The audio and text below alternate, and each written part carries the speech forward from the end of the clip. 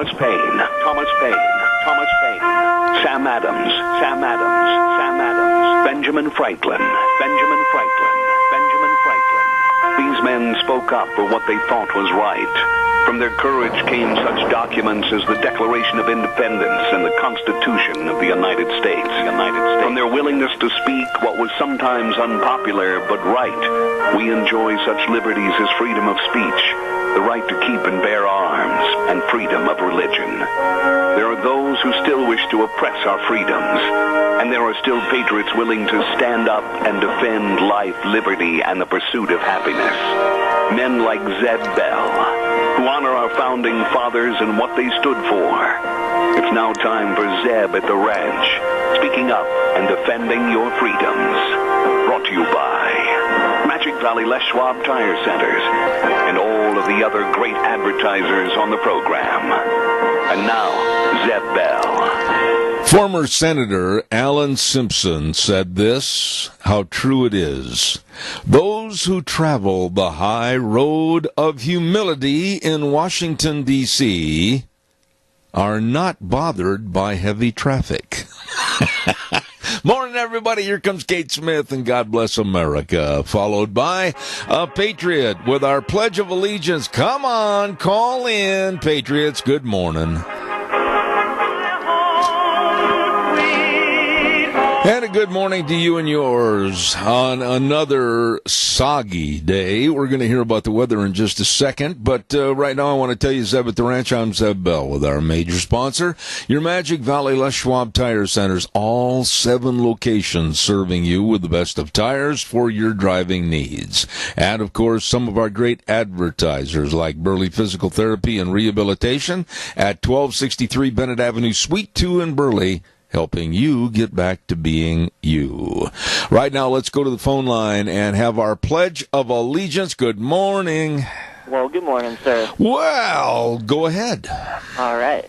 I pledge allegiance to the flag of the United States of America and to the republic for which it stands, one nation, under God, indivisible, with liberty and justice for all. We've got so much to be proud of in this country, and we urge people to just stand up and be counted when it comes to doing our pledge. Wheels, thank you very much. And right now it's time for our weather, and the weather brought to you by K&R Rental. You better believe it at 256 South, 600 west of Hayburn. Roger, good morning to you and the rest of the crew over there on the Burley-Paul Highway. And they do have the best of tools and equipment to offer you with rental basis to finish any construction project, but you're kind of sitting there saying, I don't know what I really need. Well, call them. They'll help, and they know how to help.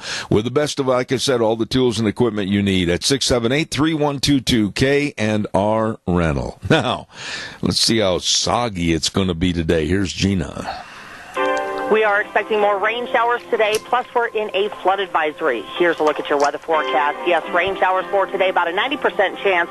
Winds out of the south-southeast at about 10 miles an hour. We are expecting a high of 48 tonight. Those rain showers going to be tapering off. 30% chance we'll move out of that flood advisory, and we are looking at increasing clouds, low of about 35. Tomorrow, rain likely, cloudy skies, high of 46. Winds could gust as high as 25 miles an hour. By Thursday night, 30% chance of rain and or snow showers, mostly cloudy skies with a low of 24. Hopefully by Friday, we're going to see some sunshine, even though it will be short-lived, with a high of 40. That's a look at your weather forecast for Zeb at the Ranch. Holy cow, start gathering the animals 2 by 2, build an ark. It's wet out there. Hey, K&R Rental brings you the weather. Roger, thank you very much.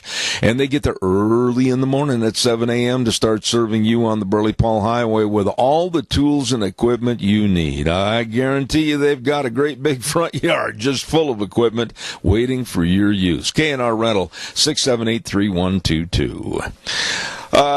Big birthday today, and this lady is pretty special to Deanna and I. She's been so kind and so helpful over the years, and I want to extend a very happy birthday to Lorna Arbogast. Lorna, you are a special person, and thank you for all your kindness over the many, many years of being a listener on this program. Happy birthday to you. I mean it.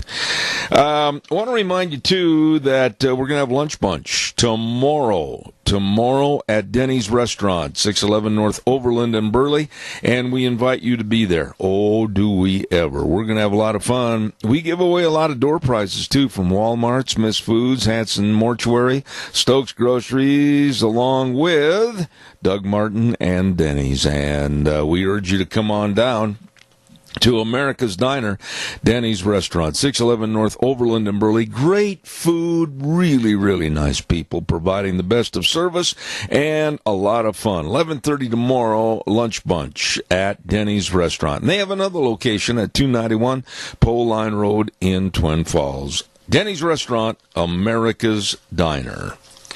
And our thanks go out, as always, every day. These folks have been with us almost since the very, very first day of this program. And that's Ramsey Heating and Electric at 2600 Overland Avenue in Burley. Yes, they are super good folks, great friends. For all, and underline that word all, your heating, cooling, and electrical needs, go there. Go there. They've got the best of all that you need, the best of the people to help you at 2600 Overland Avenue in Burley. The number to call, 678-0459. They open at 7:30 in the morning till 5, Monday through Friday. Ramsey Heating and Electric, where they provide warm winters and cool summers. Now, early this morning, at exactly 4:30 a.m., I watched the entourage of President Trump and North Korea's Kim Jong-un as they started to meet for their diplomacy and their meetings between the two countries, North Korea and America. And what we saw this morning early at 4:30 was basically nothing more than a photo op, which provided President Trump and North Korea's UN to walk onto a stage with the respective country flags in the background and basically shake hands, make a very small, brief opening statement between the two of them. And after the photo op had concluded, they were whisked away to go to a dinner meeting. Now, there's a 12-hour difference in time between here and, of course, Hanoi, Vietnam. And so they were whisked away to go to a dinner meeting, of which I think they're still in right now. And then after that dinner meeting, the President Trump and Kim Jong-un will meet tomorrow for much more substantive matters and issues in trying to get something accomplished. So we'll follow that and let you know.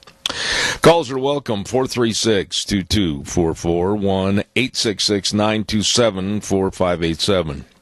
You know, I've been beat up and bunged up quite a few times, accidents, surgeries, everything, and I know the place to go to get back into shape and get back on track, and that's Burley Physical Therapy and Rehabilitation at 1263 Bennett Avenue, Suite 2 in Burley. Whether it is a surgery, recouping, or an accident, or whatever, I urge you to call those good folks and make an appointment today. Nick Greenwell and all the physical therapists there, they know. They know how to help you get back to being you. Number to call, 678-1191. I'll say it again, 678-1191. And that's Burley Physical Therapy and Rehabilitation, located at 1263 Bennett Avenue, Suite 2 in Burley. You stop over and see those really good folks today. I'm going to double up here on some of the commercials for an obvious reason. I'm going to be going into a subject matter this morning that we talked about 2 weeks ago, and I'm going to have to hold my emotions this morning to get through this topic. I am absolutely lividly mad. Don't forget Dino Septic Service. Really, really good people that do a job that you and I do not want to do. We don't want to be out there pumping septic tanks, and we don't want to be out there taking care of all the liquid waste removal. No, they got a great septic tank and drain field installed, and they can take care of all the sewer and sink drain lines that need to be cleaned out. They do it all. They do it all. They've expanded their business to better serve more people. people in this area, and all you need to do is call them at 436-6526, or in Burley, 678-1638. With that big truck that says, I giggle every time, can't help it, Smells Cargo on the way. Dino Septic Service, you be sure and get a hold of them today. The question is this morning, how can anyone, regardless of partisan party politics, how can they vote to kill a live baby at birth?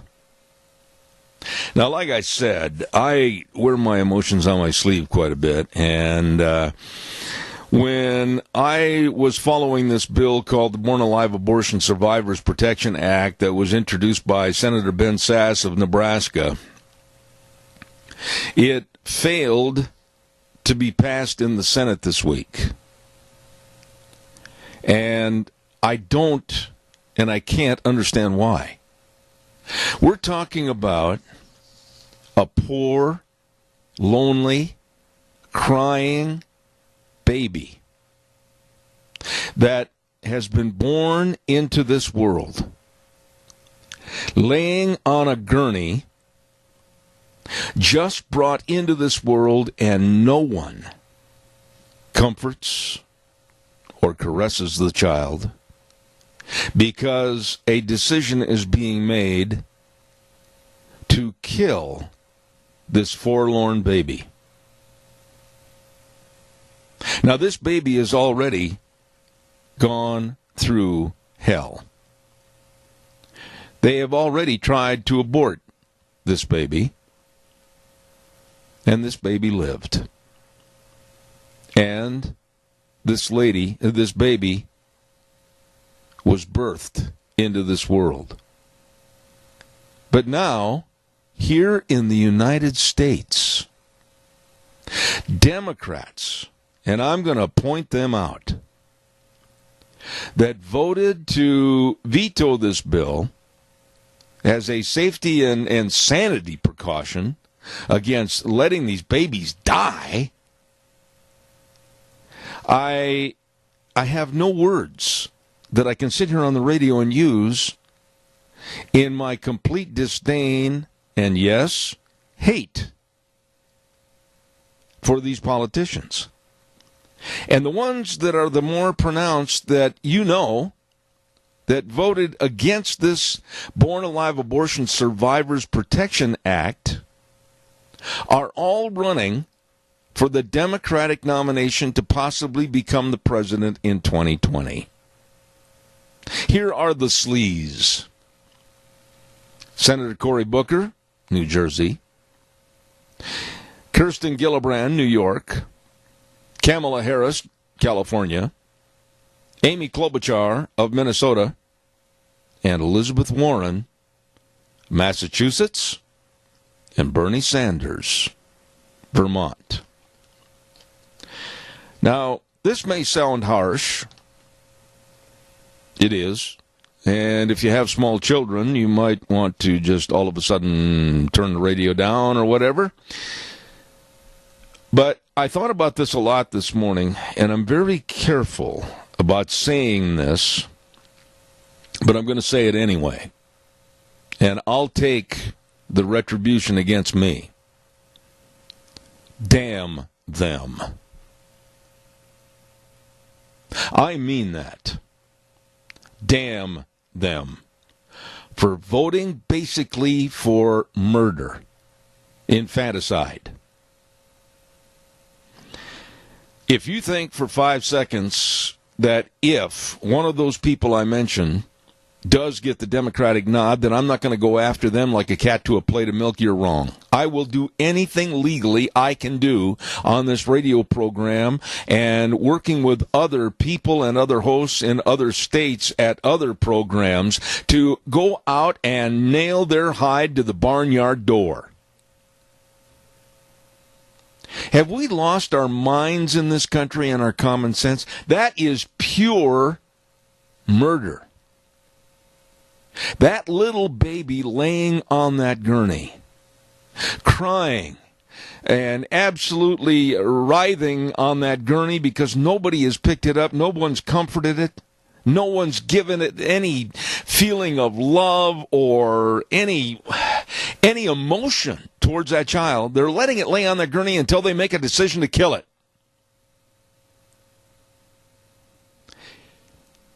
Is this what we're coming to in this country? Outright murder.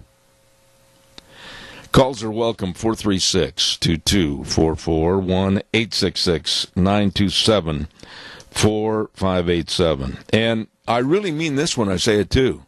I want your response on this.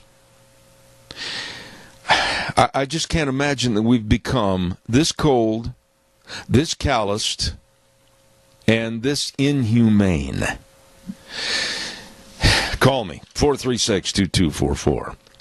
I want to remind you about Ark Animal Hospital at 750 21st Street near Connection Credit Union in Heyburn. And they are a large, small animal practice. In other words, they serve and protect them all. And they want to make sure that your animals are healthy. I guarantee they are really, really good, Dr. Bill and the rest of the crew. And it's a great place to take your pets. And like I said, if you've got livestock, they're there to take care of the health needs that are going to save you money. So be sure and get a hold of them today. 678-1177. That number again, 678-1177. Ark Animal Hospital in Heyburn. They do have the warm hearts for the cold noses. You call them today. One thing I've got to say is that when we come up with issues like this, I hope my audience will stand up and be proud to offer their opinion. And please don't wilt. Don't be a shrinking violet. Call me and let me know your thoughts. There has to be some humanity left in this world. But when you talk about a little baby that has already survived a proposed abortion and is born into this world, and then I listened to some of the survivors that have gone through that procedure, trying to kill them, and now they are young adults. And their eyes well up with tears and the emotions and the trembling, and they say, my life almost wasn't because. Caller, I'll be right there. Thank you for your call. I want to remind you, too, about the 24th Annual Bull Sale going on this Saturday at the Burley Livestock Sale Yard. Oh, this is one of the best sales anywhere, anytime from the Sheridan Ranch. You bet, up in Elmo, Idaho, they're bringing off the mountain a lot of really great bulls, 80 head of bulls, and I'm talking about premium bulls. You bet. Free delivery up to 300 miles, problem-free cattle. I know Cordell and Patty Sheridan, and I know all the years that they put into this great breeding program to supply the best of bulls for you. So once again, that's going to be this Saturday, March 2nd, starting at 1 p.m. at the Burley Livestock Sale Yard. Lunch will be provided at noon. Don't miss it. 24th Annual Cordell and Patty Sheridan Bull Sale. It's going to be great. Caller, good morning. You're on the air. Hi, Tab. On this baby killing. It is so wrong. They want us to do everything we can to save animals, to not hurt animals, and yet they want to deliberately murder an unborn or a brand newborn child. You know, your point is so well taken with me, because last night on television, there's an ad that is put on by the ASPCA. And it's a rather long, I think it's a 90-second ad about the humane treatment of dogs and cats and everything, and about how they should be helped and contribute this and everything. Where are the same ads denouncing the infanticide against babies? I mean, my goodness, what's wrong with this country? I think it's going to hell in a handbasket. It's not right. My daughter was not able to have babies. She and her husband suffered. They couldn't afford to adopt. Why can't they give those babies to people that can't afford to adopt and want to be parents. It's not right to do that to them poor, helpless babies. It's murder. A lot better than animals. I couldn't agree more.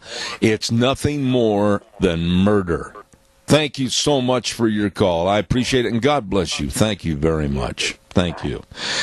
Caller number 2, stand by. I will be right there. I just want to remind everybody, too, that I've got one other good word to get on, and it's about a great big sale that's coming up this Saturday, and it's Bennett Boys Auction Service, the P.B. Johnson Estate and Sons Auction. It's going to be in Twin Falls at 312 Washington Street South. They're going to have tractors and farm equipment, crawlers, old equipment, pickups and trailers, old cars and lots of parts, antiques, collectibles, and miscellaneous items, and it's put on by my buddy Joe Bennett and his crew at Bennett Boys Auction Service. There is no sale too big, no sale too small. The Bennett Boys, they sell them all this Saturday at 10 a.m. A P.B. Johnston estate sale. Caller, good morning. You're on the air. Yeah, good morning, Zeb. You know, it's absolutely sick what they're trying to do to the human race in this country. They're just working on nothing but a bunch of lies, a bunch of phony crap, and baloney.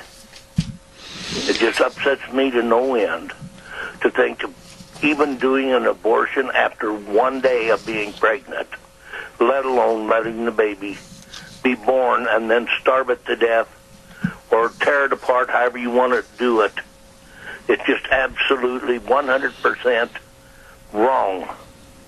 And then people that are even thinking of doing and allowing this are sick people that need to be institutionalized and put away where they can't harm themselves or anybody else. Jerry, I will carry a grudge a long, long time against the Democrats that voted to basically subvert this bill to nothingness, and they are all running for political presidency, like I said, Klobuchar and Warren, etc.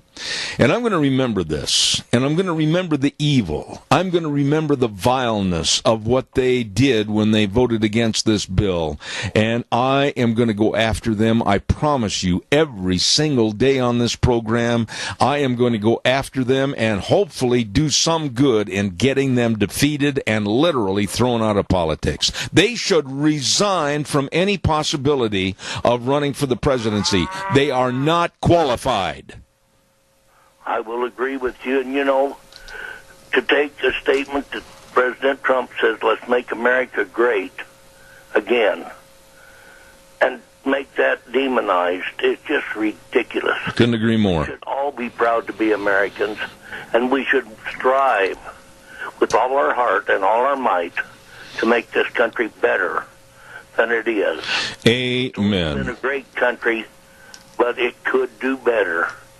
And praise God, there are people out there that want to make it better. Thank you, Jerry. God bless you, my dear friend. Thank you for your call. Thank you. And may the Lord bless you and your whole audience. You know, Jerry just made a very good point. Caller, stand by. I'll be right with you. Jerry just made a very good point. The left, the Democrats, are trying to villainize, if you will, the words "Make America Great Again." I personally am going to start doing some T-shirts and caps and everything about "Make America Great Again." I absolutely believe it.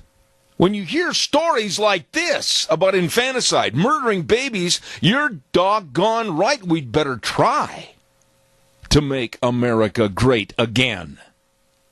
Stand by, caller. I want to remind everybody, too, about Ag Express. Talked to Russ the other day, and they're still looking for a lot of good drivers. Don't you forget that you're home every night working for Ag Express, and they're looking to fill full and part-time positions. Yes, sirree, they've got great medical and dental programs, vacations, year-round work, full and part-time positions, like I mentioned, new equipment, and they are hiring drivers, mechanics, and dispatchers. Get a hold of them today. Over in Paul, call Tony or Dale at 438-5025. In Twin, call Alan at 731-2495, and call Chad at in the Burley area 678-4625 extension 1. Ag Express is looking for drivers. They're looking for you. Caller, good morning. You're on the air. Yes. The mother and the doctor, with all this stuff going, should be charged with murder also. I agree, Bob. I have no compassion. I have no good words. I will not mince my words. This is the evil in our society today. And for the doctor that picks up the syringe to kill that baby, I stand behind my words. Damn them to hell. Yeah, and you know what? The mother to that baby should have some barbed wire put in a certain place in her body. I can't imagine. We are so bent, like that lady that called a little bit ago. We are so bent on the cruelty, the possible cruelty to animals, and everybody just gets up in arms if they see a little puppy dog or a kitty cat, and they contribute $100 right now, save these animals, and here lays on a gurney a newborn infant that they willfully will kill. Bob, what in the world is the matter with us? We've lost our sanity. We've lost everything. And that includes our Idaho representation back there at the swamp. Thanks, Zeb. Have a good day. Thank you, sir. I hope it does get better. I'm just very, very upset about how we can treat another human being in this fashion. I mean, last night, when I was following this story and putting together some notes on it and reading about why they defeated this bill, I sat there and I got white-knuckled, and I just wanted somehow to get in a room with Booker and Gillibrand and Harris and Klobuchar and Warren and Sanders and look them right in the eye and tell them what absolutely heinous killers they are. Caller, good morning. You're on the air. Good morning, Zeb. What happened to the Hippocratic oath doing no harm? I can't answer that question. You know, really, Linda, I don't mean to sound theatrical on this, but picking up that syringe that holds the liquid that is going to be injected into that live baby laying on a gurney, there is no Hippocratic oath. There is no saving lives. There is no absolute trying to care for human beings. That is outright murder. Yeah. Yeah, it is. I can't answer your question. I don't know how a nurse or a doctor could put themselves into that life-ending situation. I know. It's all selfish. Well, it is. And it's a sign of how evil our country and our world is getting today. And I'll stand toe-to-toe with anybody that disagrees with me on that. We are looking at evil personified, and it's getting bigger every day. Yes, and how horribly outraged our God must be. Absolutely. He's got tears in his eyes. Linda, I hope you're going to be at Lunch Bunch tomorrow. I want to hear your lovely voice. Thank you so much. I will do my best. I've got a meeting right before that, but I had to switch to that day. But I will do my best. All and right. I don't know how much voice I will have, but I will still do my best. I appreciate it. God bless you, Linda. Thank you. Thank you very much. Caller, I'll be right there. Don't forget, every Monday we give away a dozen cookies to Sophie's Chatterbox, and, of course, Sophie's located at 530 East Street on the Square in Rupert. If you haven't eaten there, you need to. What a great restaurant. What a great bakery. All the cookies and the pies and the desserts and the wedding cakes, everything phenomenal at Sophie's Chatterbox. 530 East Street in Rupert. You stop in or give them a call today. Caller, good morning. You're on the air. Good morning, sir. I pray every night that God doesn't take out on the American people what the evil people in America are trying to do. I pray every night that He has mercy on us and help set this place straight. I need to have Wheels turn you up a little bit. Ride the gain over there, Wheels, please. Democrats are not being put on the hot seat, Doug. They're not being put on display in front of the news media. And CNN and the rest of these hokey-pokey news media outlets are not putting them on the hot seat because they're trying to publicize and promote them instead of what's happening to the babies. Exactly. The mainstream media is the propaganda media of the Democratic Party. Yeah. That's it, plain and simple in a nutshell, as plain as you can say it. What the Democratic Party wants them to talk about, that's what they talk about. Let me just throw a statement at you, and this is one of the statements that made me punch the wall this morning. Senator Mazie Hirono of Hawaii, you've heard this very foul and ignorant-mouthed woman on television. She claimed that the Ben Sasse bill, listen to this, reduces access to safe abortion care and that it would threaten the health of the women. Let me just throw this out for the general public that's listening to this program. I am sick and tired of hearing some politicians say only for the health of the women, the abortion issue. What about that little baby laying on the gurney? Well, once the baby's out of the mother, the health of the mother is no longer in question. I mean, even when the baby's in the mother, there is a reason. God has a reason for everything that's happening to that woman. I mean, that child, there was a child that was a rape victim, and her mother had her, and she turned out, I can't remember what she did, but she turned out to be phenomenal, like a musician or something like that. I mean, God has a reason for every child that gets conceived. There is a purpose for them. And for these people to take God in their hands and think they're smarter than God, I am with you. Damn them. That's a term that when someone says it is a very powerful term, and I never, hardly ever use those words. But when you're talking about taking the life of a little baby and basically creating murder or infanticide, whichever term you want to use, I will use the term against those politicians. And I'll tell you, Doug, like I've said to others on the program this morning, if any of these people, whether it's Booker or Gillibrand or Harris or Klobuchar, Warren or Sanders, they do survive and get the nomination to president, I will work diligently, no matter how much money out of my pocket, to vilify them and absolutely go after them. And just one more thing, Zeb, that I have yet to hear mention about these Democrats who want to kill babies.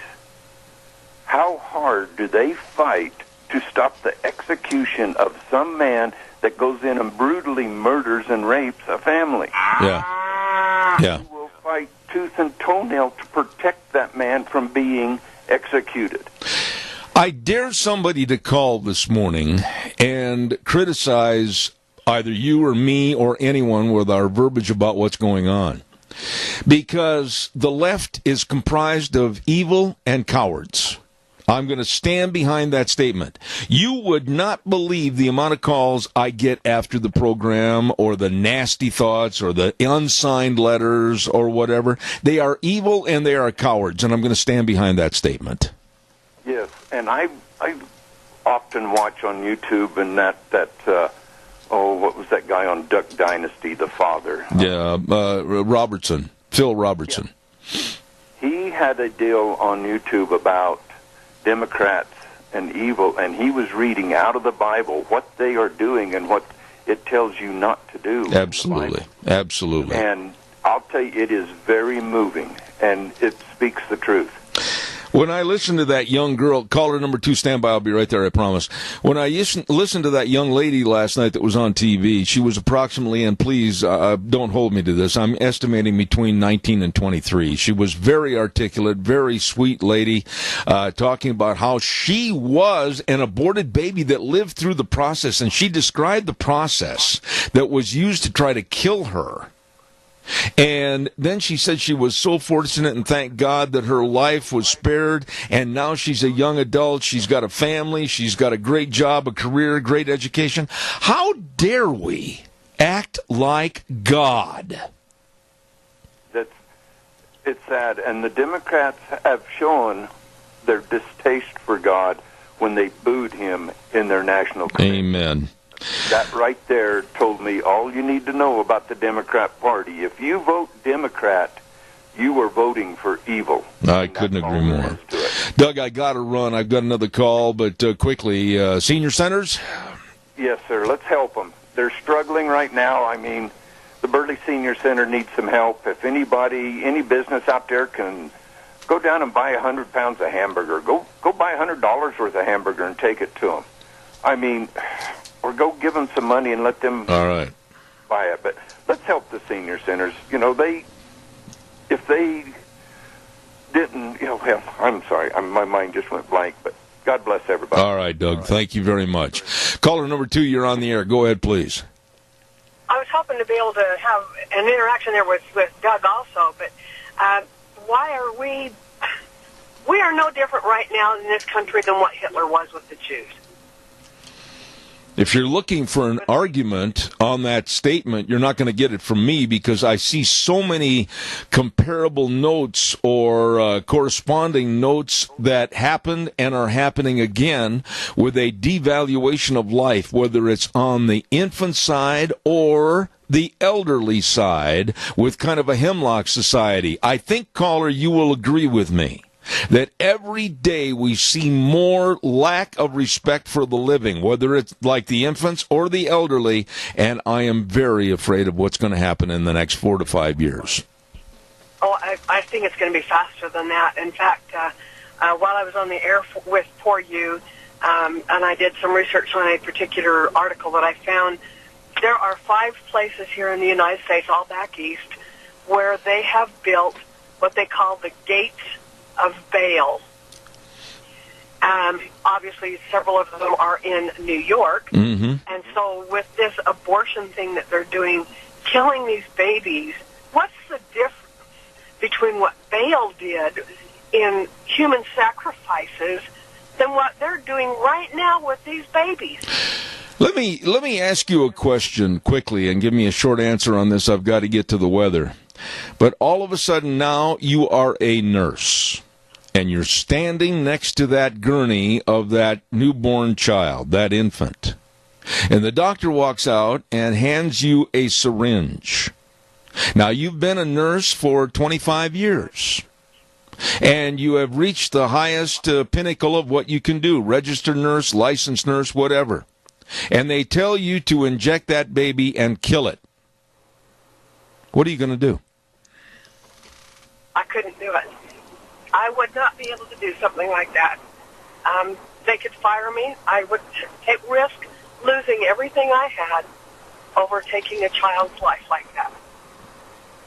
I can't imagine a society here in this country, a society that was founded on Judeo-Christian principles, and supposedly when founded, the Bible and those Judeo-Christian principles really meant something to our forefathers, that we have slipped so far in the sewer that today we would see legislation by the Democrats that would allow the killing of babies. Yeah, and they go out and celebrate it. That's what is absolutely sickening, is they're celebrating that they have done this. Man, I would not want to be them when they meet our Maker. You've got that. And thank you for your call this morning. Thank you very much. It's just a disgusting and despicable topic. And I promise you that the cowards, the evil cowards, they'll slither around the rocks while the program's on. They won't call.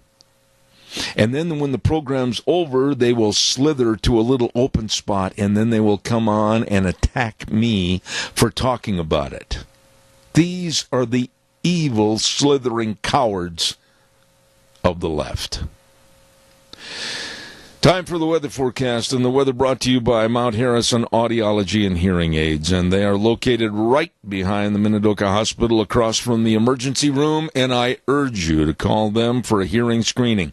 If you've noticed some diminishment in your hearing, whoa, stop the bus. Be sure and call them. They can and they will help you. The number, 312-0957, 312-0957, and there's a lot of factors that I didn't know contribute to hearing loss. It might be possibly something wrong with your heart, or it might be something regarding your weight. You'd better check all these things out. 312-0957. Right now, here's Gina with the weather. We are expecting more rain showers today, plus we're in a flood advisory. Here's a look at your weather forecast. Yes, rain showers for today, about a 90% chance. Winds out of the south-southeast at about 10 miles an hour. We are expecting a high of 48 tonight. Those rain showers going to be tapering off. 30% chance we'll move out of that flood advisory, and we are looking at increasing clouds, low of about 35. Tomorrow, rain likely, cloudy skies, high of 46. Winds could gust as high as 25 miles an hour. By Thursday night, 30% chance of rain and or snow showers, mostly cloudy skies with a low of 24. Hopefully by Friday, we're going to see some sunshine, even though it will be short-lived, with a high of 40. That's a look at your weather forecast for Zep at the Rain. And thank you very much, Gina. Boy, it is wet, wet, wet. And our forecast brought to you this hour by some really great friends of ours. And that's, of course, Mount Harrison Audiology and Hearing Aids. Wonderful doctors that really understand hearing health. Call them for an appointment today, 312-0957. I'd appreciate your calls. Give me a jingle, 436-2244. There's a related story to this, too, I want to get into in just a moment. I want to remind everybody, too, about Barry Equipment and Rental, Sales, Service, and Parts, and I mean sales, service, and parts. They've got all the Bobcats. Man, I tell you, they got a whole great big corral of Bobcats, all the different shapes and sizes, and they're offering financing at 0% interest for 60 months. 60. Holy moly. For the best of equipment rentals and retail equipment sales, you better get a hold of them today. Barry Equipment and Rental, 159 West Highway 30 in Burley with Juan, 465 Addison Avenue West in Twin Falls with our good friend Eli. And don't forget Napa's location. So they're there to serve you, Barry Equipment and Rental. In a related story to this vile story, Alexandria Ocasio-Cortez has come out and made statements that now she's saying it's immoral to have children. You see, this is all a pattern on the left, and it's all falling together like a great big jigsaw puzzle. Now she says it's immoral to have children because humans are harming the planet. Stand by, caller. I'll be right there. This young 29-year-old, not very well endowed with education woman is trying to lead the Democratic Party and doing it very well. They are acting like lemmings. They're going to go over a cliff. But I wonder how much Christianity, I wonder any Christian values to this woman, Alexandria Cortez. Has she ever had any Christian values? She is saying that Mother Earth, Gaia, why, Earth is supreme. No, it's not. God provided everything for you and I, but there's never any reference to God and our heavenly Maker. These people on the left, as I said before, and I'll stand behind it, total evil. Caller, good morning. You're on the air. Good morning. It's a Burley Senior Center Day. It's birthday and anniversary dinner. That means we have turkey and dressing with mashed taters and gravy, green beans, cranberry sauce, and yummy dessert. Now, when you say that, I'm going to pin you down again. What is the yummy dessert? Well, they don't tell me. Sometimes they don't know. That's the last thing they prepare, but it's always good. Well, why don't you just make one up? Why don't you tell them they're going to have German chocolate cake with huge scoops of vanilla ice cream? Go ahead and make it up. I thought about that. Okay. Joe, God bless you, man. We'll send them over to the Senior Junction. Appreciate it. All right. we'll take all we can get. All right, buddy. Bye. Thank you. Oh, I tell you what, the news today it's just not worthy of sitting down and arguing with anybody. You just have to look at it, listen to it, read it, and you can see that we are living in evil, evil times right now. There are those that want to take away all your freedoms. There are those that want to basically have no respect for life, whether it's on the infant side or the elderly side. Like I said earlier, kind of a hemlock society. No value of life. There are those that want to guard everything you say, standing behind you with a wooden mallet ready to come down on you like a fly swatter to a fly and say, aha! That's hate speech. We're going to arrest you and you will be in prison. You know, tying this all together, look at what's going on in this country to take away your freedoms, stymie and stop you from having a family life that's based upon Christian principles with morality and virtues. They're all out to stop this. When you talk about free speech versus hate speech, where do you draw the line? Where do you draw the line? You, like I, might have been raised with a value system of morality and virtues that your mom and dad bestowed upon you with God and biblical principles. Now, in 2019, we're being told that those are wrong, and that if you voice those principles, why, that's evil, and why, we have to stop you, why, that's hate speech. No, it's not. It's free speech. I'll just give you an example. During our generation, we were raised to believe that the homosexual lifestyle was wrong. You have every right to hold on to your beliefs and not be swept up in liberal sleaze. But today, they will come out and say, well, that's hate speech. No, it's not hate speech. It's your right of free speech to have your opinion based upon the way you were raised and the principles that you live your life by. I am sick and tired of somebody coming to me or calling me or sending me emails, why, that's hate speech. No. It's an opinion of free speech. And I will not weaken. Don't forget your Magic Valley Les Schwab Tire Centers, all 7 locations serving you. And it's the Founders Celebration. What a great man Mr. Les Schwab was. I mean, he had the foresight to start and create all the Les Schwab Tire Centers. I mean, wow, all over the West. I asked Randy one time how many there were, and I'm going to be probably wrong on the figure, but I think he said there was like 487 or something locations. Wow, what a business. And they do the best for you.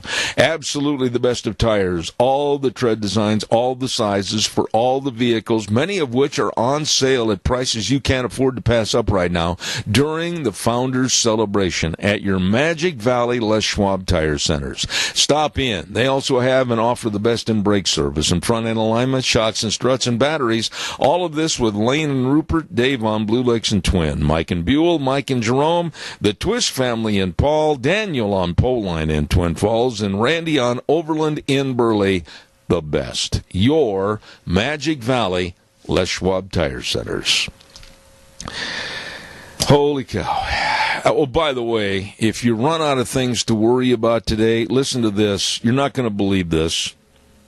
Now some of the loons on the left, and they are, have come out with the statement that knitting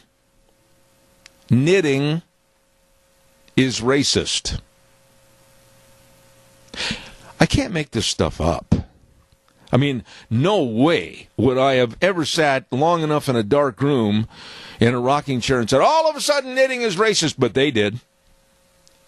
They said that knitting is racist because mostly white women that have ample means and money are knitters and crocheters, so it's racist. Now, for those of you in the audience that think I've kind of blew a cork here this morning, honestly, I did not make this up. The left is absolutely, they've jumped into a puddle of water and they can't swim, and they're just grabbing at everything they can to vilify more of our lifestyle. Knitting is racist? I got to take a break. I'll be back in about 7 minutes.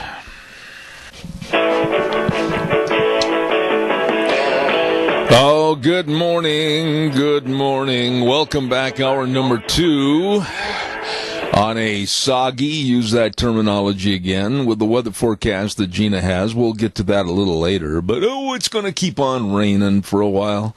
Zeb at the Ranch with our major sponsor, your Magic Valley Les Schwab Tire Centers, all 7 locations, serving you with the best of tires for your vehicles. And then don't forget some of our great advertisers like Burley Physical Therapy and Rehabilitation at 1263 Bennett Avenue, Suite 2 in Burley, helping you get back to being you. Right now, let's hear from Wheels this good word for Western Waste. From the canyons of the Snake River and all across southern Idaho, we're always at your disposal. Western Waste Services, we care about our community, our resources, and this great land. Western Waste Services is lending a hand, always at your disposal. Western Waste Services, they are always at your disposal. I urge you to get on the route service. It's so easy. Just call and say where you're located, and please come pick up my garbage and get rid of it, and they'll get you on the route service. It's gone. It's out of there. Always at your disposal. The number to call, 734-6969, Western Waste Services. Don't wait. Don't put it off. Call them today. I want to also remind you again about, I had Cordell on the phone the other day, and every year for the last 24 years, they have had an outstanding bull sale.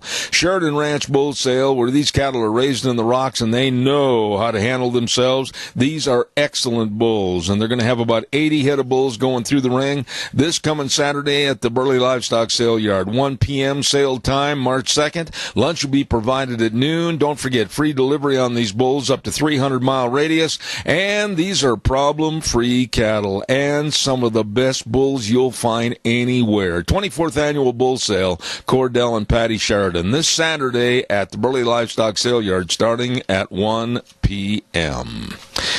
And let's see, what else have I got? Nothing. I'm going to take care of this a little later. I want to get right into the interview with this next lady that's been on our program in the past. And I say good morning to Karen Strawn. Karen, how are you this morning? Wasn't that for our 9:30, sir? Yeah, it was. And I'm glad I'm keeping you on your toes. I'd like to say good morning to Mr. Dave Bigo. Good morning, Zeb. Well, you still sleeping? Well, I kind of, and Wheels did that so politely. Wasn't that for 9:30, sir? Well, of course it was. I just was checking to see if you were aware of what time it was, Wheels. Well, thank you for keeping me on my toes, sir. You've got it. You've got it. Dave Bigo back in Indianapolis, Indiana. How are you? I'm doing okay, Zeb. How you doing? Well, you know, we can laugh and kid and kind of tee-hee and everything, but there's a lot of seriousness going on in the news. And knowing you and your family values and your attitude on most of the stories that we talk about, this story about how the Democrats, and they are all presidential hopefuls, voting against a Born Alive Abortion Survivors Protection Act and literally saying by voting against this bill, it's okay to go ahead and kill live babies. What kind of an evil society are we turning into, David? Well, we, Zeb, and I've talked about this many times, but we're turning into a socialistic communistic society. And that's where the far left of the Democratic Party is trying to push us. And, you know, a lot of people don't realize this, but this goes back even into the 1940s when Norman Thomas predicted that today's Democratic Party would eventually support socialism, and that's exactly what's happening. Wheels, if you can, when Mr. Bego's speaking, if you could turn him up just a little bit. Thank you. Dave, but it goes deeper than this. I mean, right now, from birth until elderly, I honestly believe we're turning into a hemlock society where there is no value for life. Well, that's what socialists want, and it all turns into, starting back in 1944, they want to turn us into a socialistic country and bring us down, and then you went into Saul Alinsky and his tactics and the other ones, and and that's what they're doing. And I've been through their tactics. I know what they're like. They come after you and attack you and stay on top of you, and they throw out lies to people and say, oh, you're going to get this and you're going to get that. This is good for you because, and whether it's abortion or whatever, you don't have to put up with an extra kid or, they do things, and they go after people they know that they can brainwash, and that's what this is all about. And, American people need to take a step back and wake up.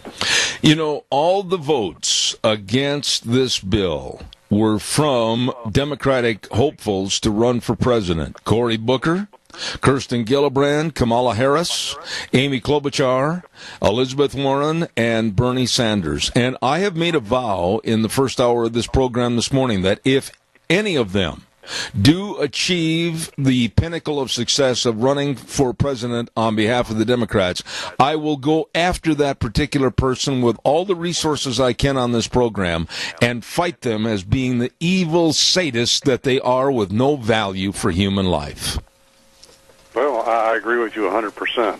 And, one thing is that by turning us into a socialistic, communistic country, they want God out of our lives and religion out of our lives. And people need to understand that. And this is just part of it, they're just babies, no big deal. Oh, my. And you don't have to worry about God. And, it's terrible to see. And, we actually, last night, my wife and I, we met with our pastor. We were talking about this thing, and he was just, shaking his head and where we're going on this whole thing. And he's right in line with you and I that this has to be stopped, and we have to expose what these people are all about. Dave, here is this little baby. Excuse me for choking up, but here is this little baby that has survived already an abortion attempt. And it's born live into the world, and it's laid on a gurney all by itself, with no comfort, no caresses, no motherly help whatsoever. And then a doctor comes in, and they, along with the mother, make a decision to go ahead and kill this baby. I think that the doctors, the nursing staff, anybody or everybody connected to that infanticide should be thrown in prison. Yeah, it's really sad because it's a human being. It doesn't matter whether it's just a few days old or whatever, or hours old, whatever. It's still a human being, and killing somebody, that's against the law. And but this is again. This is all part of the Alinsky tactics, and and I was reading some of this morning about the Alinsky tactics and that, and he taught the Democratic Party radicals to penetrate existing institutions such as churches, unions, and political parties, and these communists are slowly but surely gaining more power. You mentioned churches, and right there is a very sore spot with me and has been for quite a few weeks on this program. These issues that we're talking about right now, I mean infanticide or outright murder of babies, that should be a sermon in every pulpit of every denomination, of every church, with every pastor all the way across this country, but they're not talking about it. No, and the problem, Zeb, is a lot of them don't have the backbone to stand up. They're afraid to do it because they're afraid they're going to get attacked, and and they don't want to do these things. It's just like when I fought the SEIU, and they went after all the businesses. Very few businesses like me fought them because they were afraid of all the pressure and cost it was going to be, and the psychological problems that you're going to have, and just on and on and on. And that's what the far left, the people that want to bring down this country, and Obama and his shadow government, which he's pushing very hard behind the scenes, that's what they're trying to do, is bring down this country from within. And this all started back in 1944. Yeah. You know, what really surprises me about this is, and Wheels, we do have that feedback again, please, is that the newsrooms, the media, they are backing the Democrats, and they're saying that this bill that was introduced by Ben Sasse of Nebraska, the Born Alive Abortion Survivors Protection Act, is nothing more than anti-abortion, and it's anti-women. My good heaven, what about some thought for the baby? Oh, I know. It's sad that these people, but again, and I've talked about this before, and because if you read my book, The Devil at Our Doorstep, I talk why Glenn Beck's not at Fox anymore, because he went after the SEIU, and the SEIU went after Fox's advertisers, and Fox started losing revenues, and they called Fox and said, fire Beck and we'll leave your advertisers alone. And this is what's happening across the country, just not at Fox, but with all the media. You know, I got to get off that subject for a few minutes because it's highly emotional for me, and I want to ask you about the meeting that is going on over in Hanoi, Vietnam. I watched the opening stages of it this morning at 4:30 a.m. with President Trump and North Korea's Kim Jong-un. Your thoughts? Are we going to see any benefits out of this? The left and the Democrats and the media are playing it up as nothing more than Trump trying to get political points for 2020. Yeah, I think Trump will make. I think he'll make progress on the thing. You know, he doesn't like to lose, and he's a tough negotiator, and he will keep putting things in place to get North Korea to move in the right direction. It may not be, this trip and these meetings, but I think eventually he'll get it there. Have you watched with any kind of categorization over the last couple of weeks and watched the different Democrats step up to the podium and try to highlight and prioritize everything against Trump that they can? Well, if Mueller's investigation comes out and we don't think it's good enough, we're going to start our own. The Cohen testimony, if we don't think it's right, we're going to start a bigger investigation of our own. This and that and everything. The Democrats plan on spending the next 2 years of this administration on purely hate. That's all they want. Can't the American public see through that? No, Zeb, because, they're throwing stuff out there, that, Trump did this and he paid for this, and there was collusion and all this kind of stuff. And, they know that there's a big percentage of the population that, doesn't really step back and look into the details of this stuff. And they'll get a big percentage of the people to listen to them. And, again, I've been through this. I know what they do. And that's what it's all about. And what you have to do, and Trump's going to have to do it here over the next couple of years, he's going to have to step up and expose them, but he's got to do it very professionally. Because when you go up there and just throw barbs out at them, all you're doing is giving them bullets to shoot you with. And he's got to be very professional about it. And when he throws stuff out there, it's going to have to be very detailed and stuff that can be verified. Let me ask you a question. How long have you been in business as the owner and entrepreneur of your business? Well, you won't believe this, but May 24th this year will be our 30th year. Okay. So there you are, very successful, highly respected individual. Excuse me, I got a frog in my throat. And great athlete in college, and you've been more than fair and honest in your business dealings to put you at the top of the heap. And then all of a sudden, tomorrow morning, you go to your office, and there's a 29-year-old woman there that says, Mr. Vigo, I know how to run this company better than you, and I'm going to take it over, and you just kind of get out of the way, fade into the obsolete existence of what you're doing. We don't want you here anymore. This is what's happening to the Democratic Party, and they're being led by a 29-year-old charlatan that has never done anything, never accomplished anything, and she, Alexandria Alexandria Ocasio-Cortez is leading the Democrats by the nose. What are your thoughts about this? Well, this is very typical what I've seen, and what the left does, and they get people to go out and do these things, and they've gotten into her head too, and 'cause she was a bartender before she started. Yeah, I know. Yeah, and they've got her convinced it's the right way to go, and I'm sure they're paying her money behind the scenes. That's from what I've heard. She's become fairly wealthy through this thing, and this is what they do, Zeb, and it doesn't surprise me at all. And I think, again, we're going to see more and more of it as we approach the 2020 election. But what does it tell you? You and I are basically the same age, and we've gone through the same types of education and lifestyle, etc. But what does it tell you about the gullibility or the naivete of the American public that they would even think or consider following this person? It's because many people are just naive, and when we started fighting the SEIU, and they were doing these type of tactics and throwing out this kind of garbage and everything, at first a lot of people believed them, and not just our employees, but clergy people and news people and stuff like that. But when you sat down with them and you talked to them, and you laid it all out on the table and exposed them, it's amazing how they started to wake up. And again, that's what we have to do with these people as we move towards the 2020 election. We got to wake up the American people that are being buffaloed.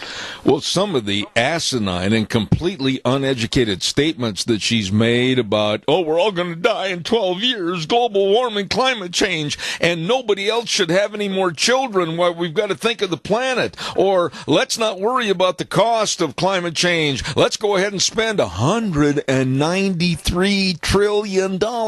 Dave, I do not major in mathematics, never have, don't want to, but I'll tell you what, that's money that is absolutely, completely pie in the sky. And yet people are following her. Oh, yeah, and you're always going to get some, and that's what they're out there to do. And of course, the other part of all this is they want the open borders, and that's why they're fighting it, because they want more and more people come across the border, that they'll have the unions and other people get with these people and get them lined up to vote, even though they're not, registered Americans and registered to vote. They'll get them to polls they know that people will let them vote at. Let me ask you, what is the man on the street attitude back in Indianapolis, Indiana, with people that you know, people that maybe you go to have coffee or breakfast or a brunch with, whatever? What are they saying about Trump, the wall, and immigration? Are they like me that are absolutely adamant that we have to put the brakes on and say no more people crossing the border illegally? We want to know who's here and we want to kind of regulate what's happening? Or are they just saying, open the borders, let's have a party, let's clear it for everybody? No, I think here in Indiana, you're seeing more people that believe that we need to close the borders down, and if people want to come to this country, they got to do it through the legal process and our laws, and they're okay if people come in here legally, but this stuff that these people are throwing out there, we need to let these people come across so we can save their lives and do this for them and save their kids and everything. This is just all lies and stuff that's being thrown out there, and to get these, again, naive people to get behind them. But a lot of people here I talk to in Indiana are definitely for closing down our border. When you say closing down, are they in favor of the erection of the wall or portions of the wall enhanced much more so than it is now? Are they in favor of, like, military involvement? I am. I think the National Guard should be down there until they get a sufficient handle on the wall. What are their thoughts on that? I think the majority of them that I've talked to are in favor of both. And believe that we need to have both, because it's going to take a while to build walls, and we're probably not going to get them across the whole area, and you're going to have the military involved to stop this stuff. You know, there's one other story that I want to just touch on briefly, and it scares me, Dave, because it would be a transition away from everything this country stands for, from our forefathers, and that's the elimination of the Electoral College. Over the last couple of days, the Democrats, here we go again, they still can't accept they lost the last election, so now they want to abolish the Electoral College. What are your thoughts? Well, again, yeah, and I'm glad you brought that up because I saw that article today too. And, this is typical. They're going to do anything they can to win. And, they're going to go out there and say the Electoral College is bad, it's wrong, it doesn't represent the country, your vote only should represent the country and stuff like that. And, they're going to paint it as a bad thing. And they'll get some of these naive people out there who won't step back and research it and understand what these people are trying to do. And they'll get them to agree with the Democratic Party. And it's sad, but this is the Democratic Party. They are they know they're in trouble. And I even know some Democratic people who I've talked to, and when you get them quietly off to the side, they'll say, "We still want to see Trump," and it's kind of interesting. But the Democratic Party are desperate, and desperate people do desperate things, and we're going to see a lot more in the next 2 years. I think you're right. Speaking of being desperate, I fell asleep last night watching Indiana and Wisconsin, and I still don't know who won that game. I'm sure you can tell me. I'm sorry, I can't. We were up late on a meeting last night, so I don't know. I can't tell you. I figured if anybody would give me a report on what happened between my old alma mater and your state of Indiana, you would, but both of us are in the dark. Yeah, well, we had late evenings, and that's when you have meetings and stuff like that. It gets in the way of watching some of the games and that.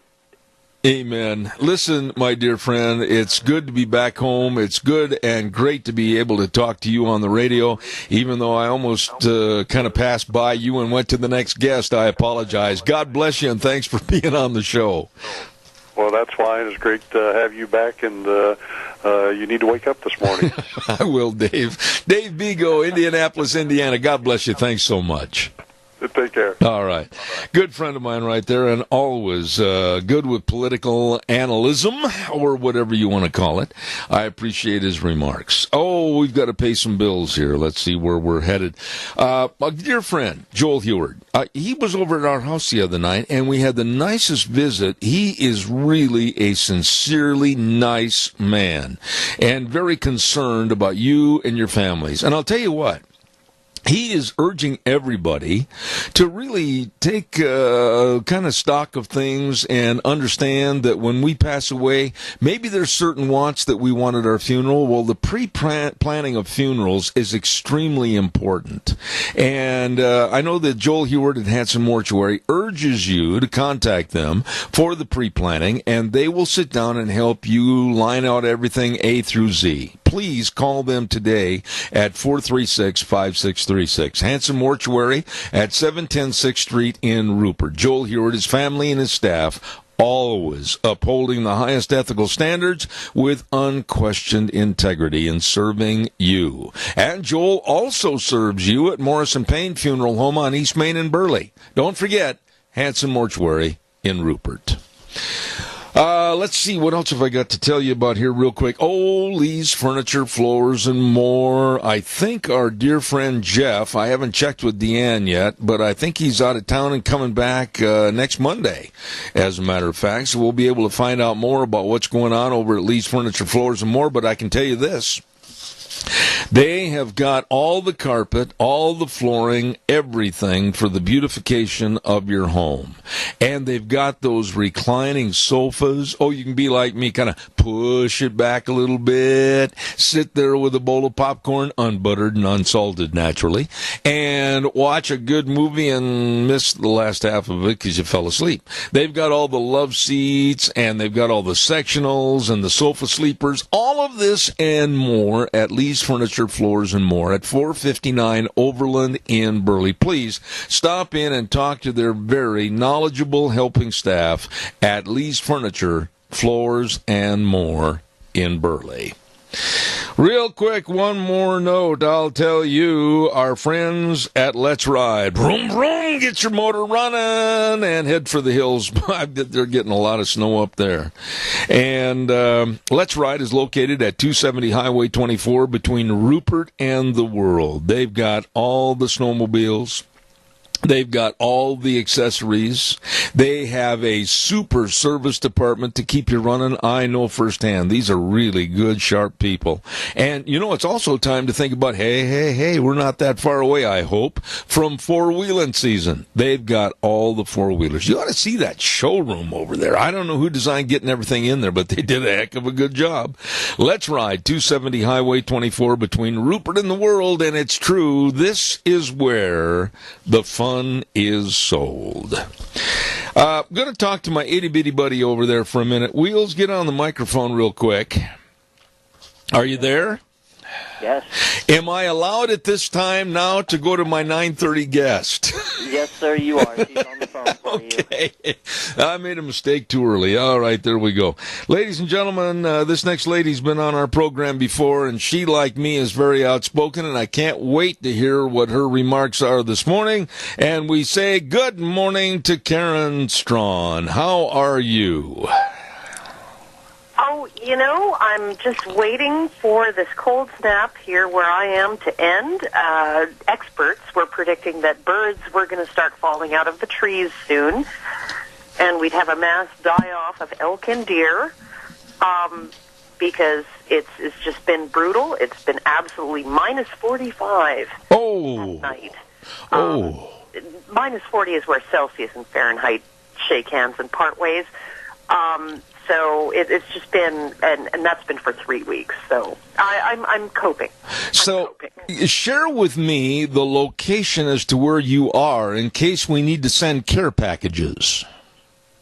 I'm in Edmonton, Alberta, and I'll take airdrops of any kind of airdrop of necessaries, so I don't have to leave my home to go to the store. Well, let me ask you this question. At 45 degrees below zero, what functions? Automobiles, pickups, I'm certain that everything almost has to be plugged in. Nobody wants to get out in that weather because any uncovered skin susceptible to frostbite. How do you live in that kind of temperature for 3 weeks? Oh, it's been terrible. You have to make sure you start your car. Like, we don't plug in our vehicles, but I have a Honda Civic. That's the most reliable vehicle ever invented. And it kind of goes whoa, whoa, whoa, whoa, whoa, whoa, whoa, whoa before it catches. But you have to start it every day. And, you just essentially, and then you let it run for like half an hour. Oh, my goodness. Start flowing warm air into the actual space. So it's like, it's a little bit rough. Diesel trucks, my neighbor across the street has a brand new, beautiful diesel, has a jump it 4 times over the last 3 weeks. So it's just been, and you just don't want to leave the house. No. You really don't want to leave the house. Well, and you just pray your furnace will continue to kick on. Amen. Amen. Well, I'll tell you what, if you hear the droning of an airplane up there overhead, it might be Idaho dropping in red flannel underwear for everybody. Yeah, it's atrocious. My dog, my male dog, he lifts his leg, and he'll go out there and he wants to pick the perfect spot, and then by the time he's picked the perfect spot and relieved himself, the only leg he can actually use is the one he lifted. All of his other paws, he's like hobbling around. It's just horrible.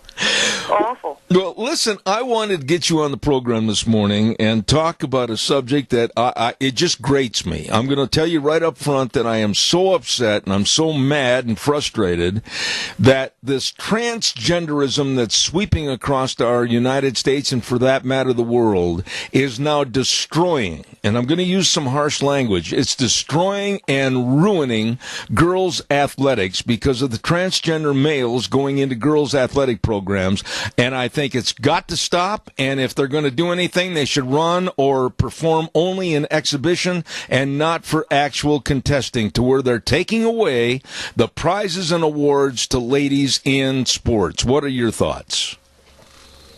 Oh, my thoughts are there's a reason why we divide up men's and women's divisions in the Olympics and in other sports. There's like absolutely, I mean, soccer or whatever your kids play when they're small, under age 10.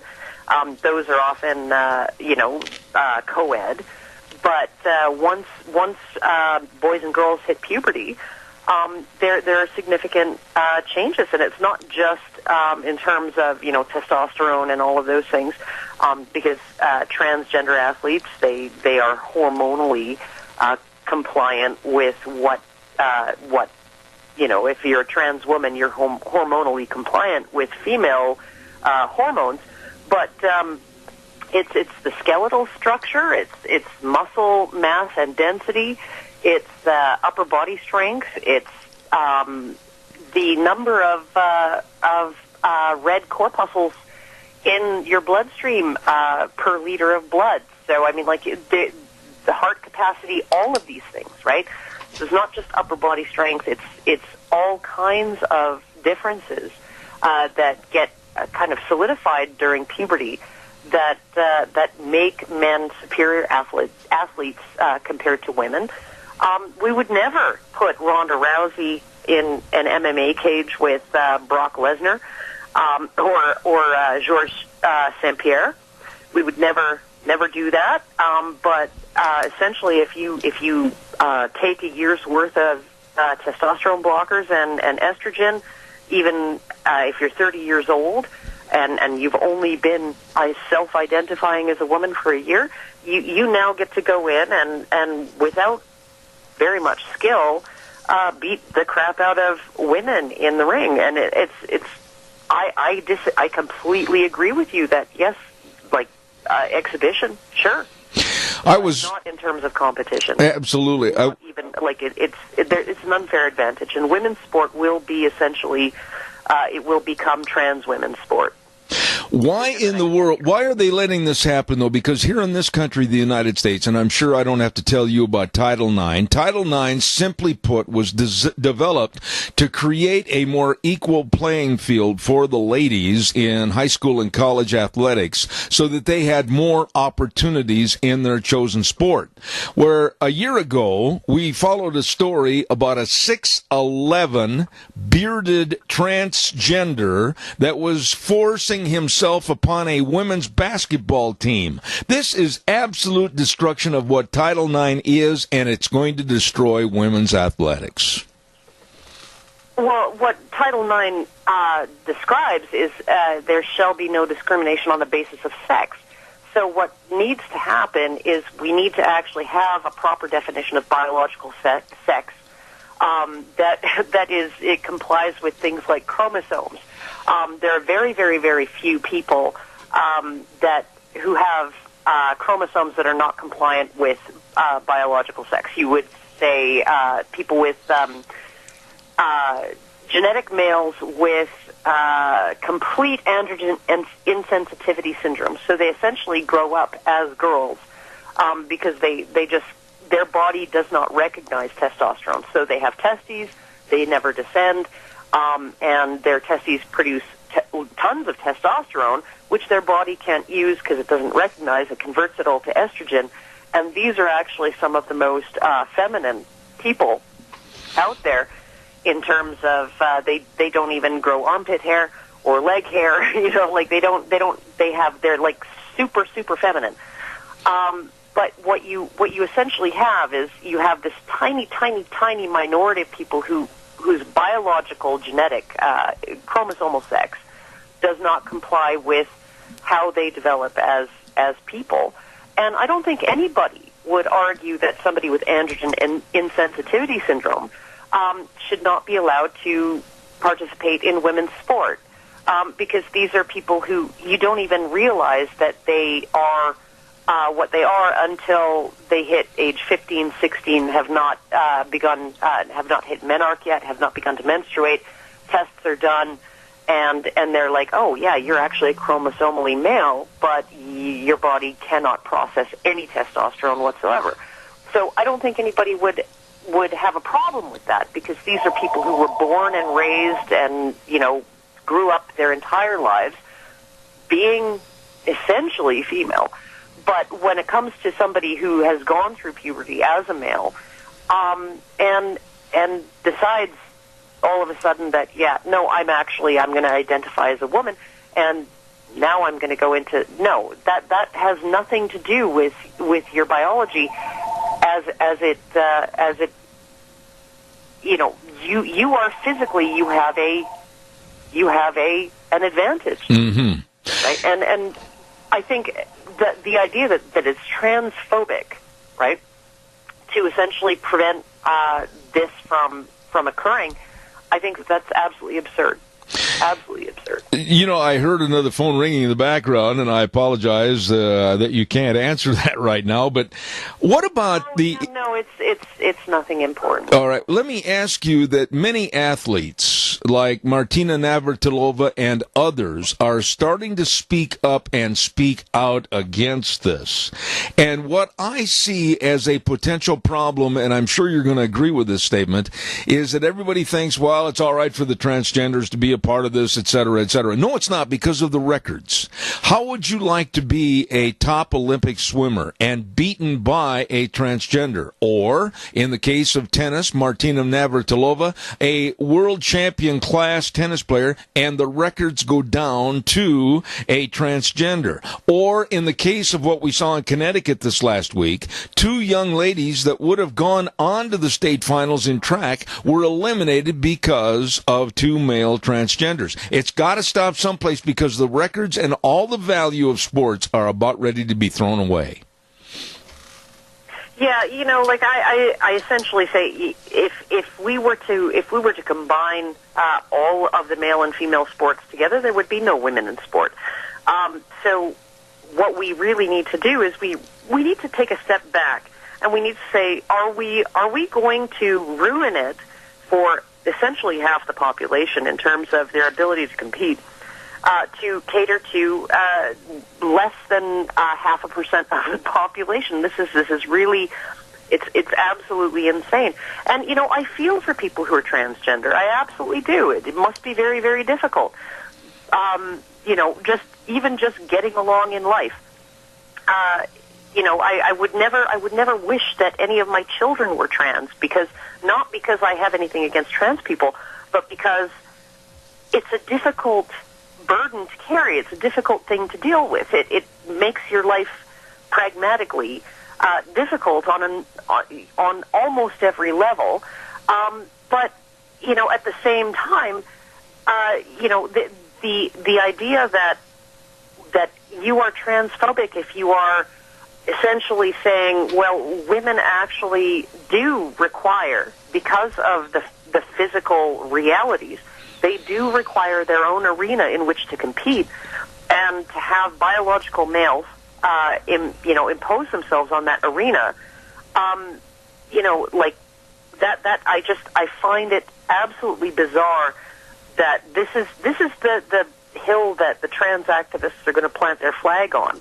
And I'm sorry, but if you want acceptance for trans people, I think what you can't do is, or what is counterproductive, is essentially annoying and making and essentially offending half the population. Mm-hmm. Right? That's a battle you can't win.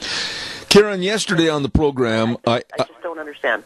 Karen, yesterday on the program, I had a gentleman on, and we were talking about white males in America and how there seems to be such a denouncing of white men.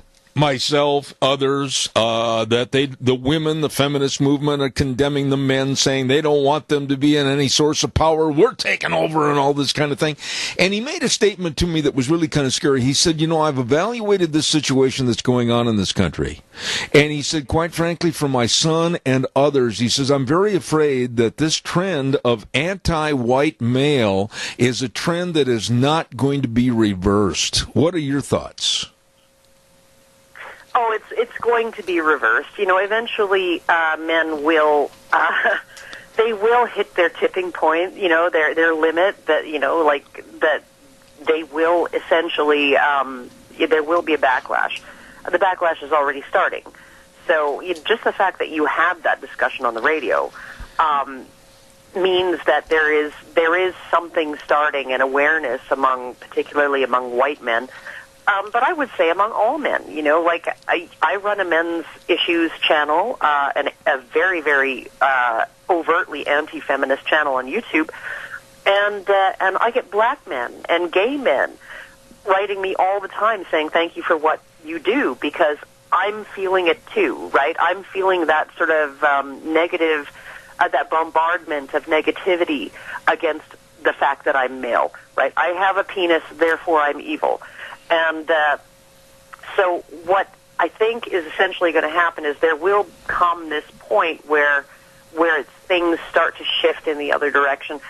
I don't think it's ever going to get to the point where all of the negative stereotypes about men disappear, particularly about white men, as long as there's a majority of whites in America and Canada and the West, right? But I do think that there is going to be some pushback, and I think that it's even if I look at my 10-year record doing this, talking about these issues, and I look at what was being said in the mainstream 10 years ago and what's being said now, and the conversations that were permissible 10 years ago and what conversations are permissible now, there's been a lot of progress made, and most of the progress that's been made has been made at the grassroots level. It is not the Ford Foundation or the Rockefeller Foundation funding Gloria Steinem and women's studies programs, which is what happened during the feminist movement, the second wave of feminism.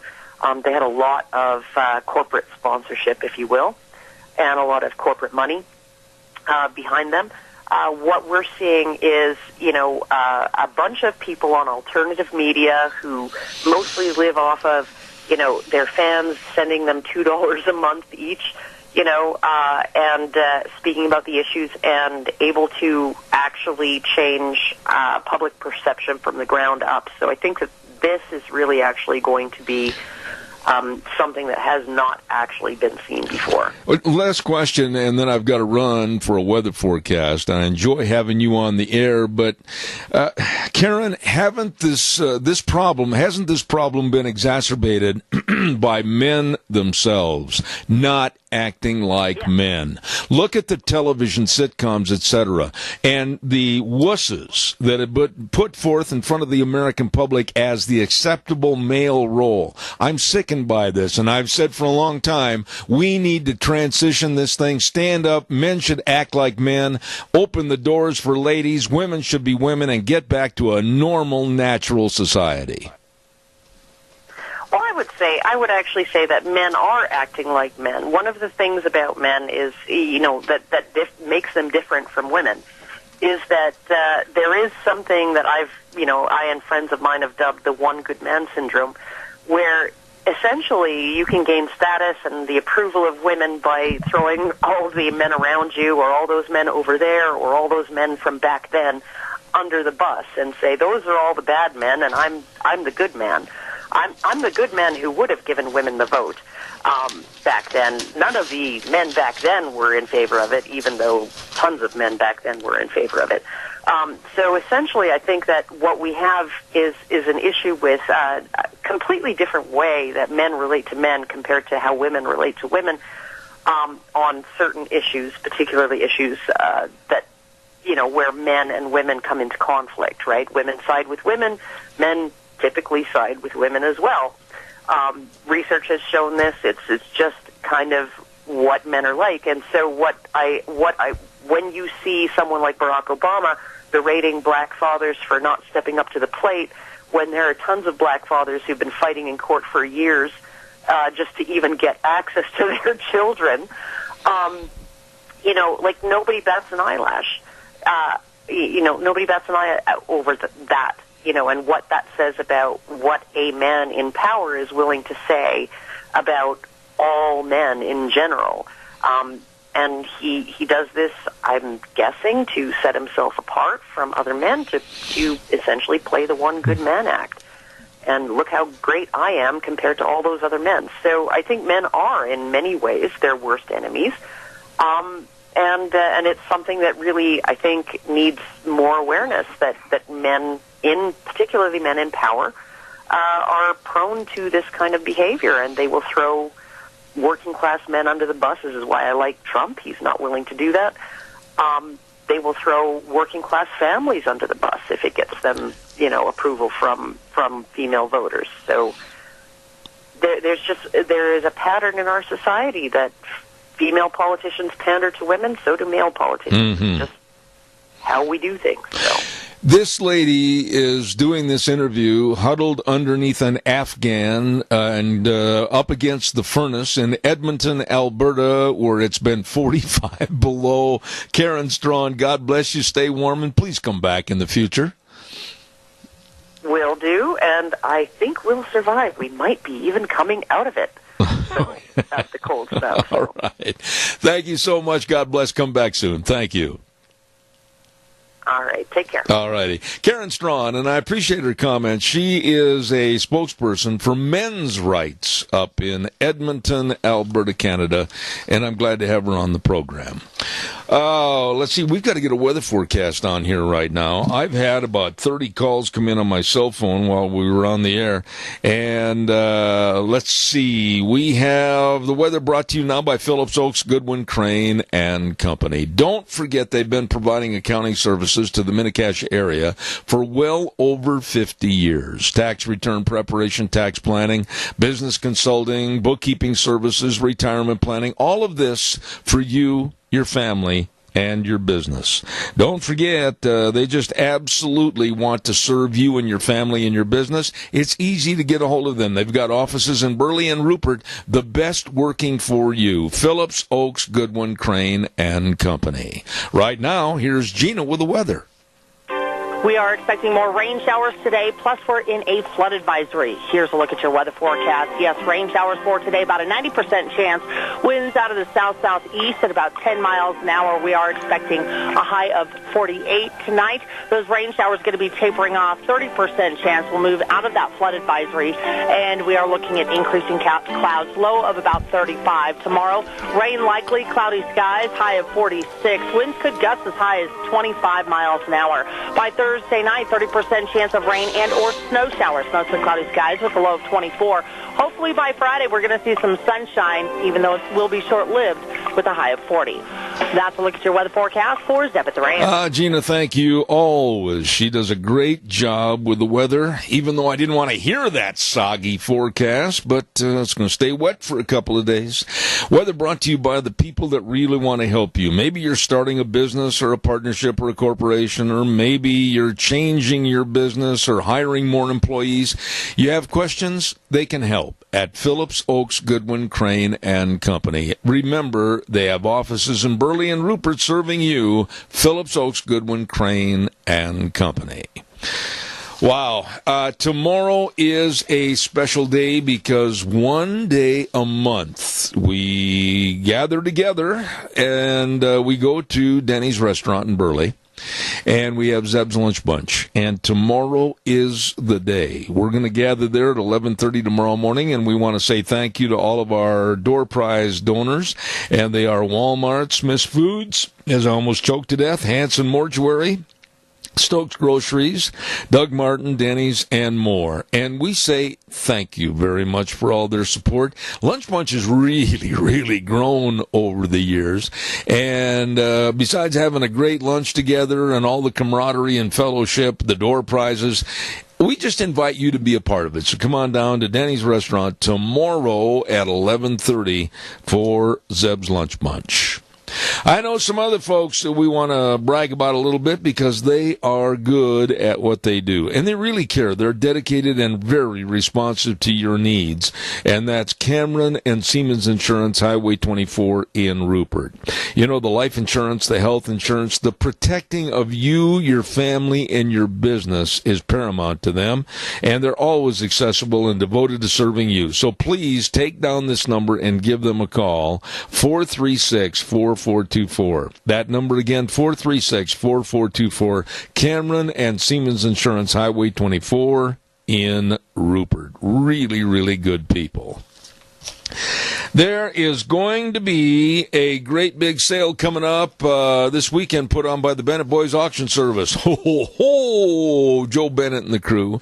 The P.B. Johnston Estate and Sons Auction. It's going to be at 10 o'clock Saturday morning, March 2nd, coming up this Saturday, located in Twin Falls at 312 Washington Street South. Once again, 312 Washington Street South.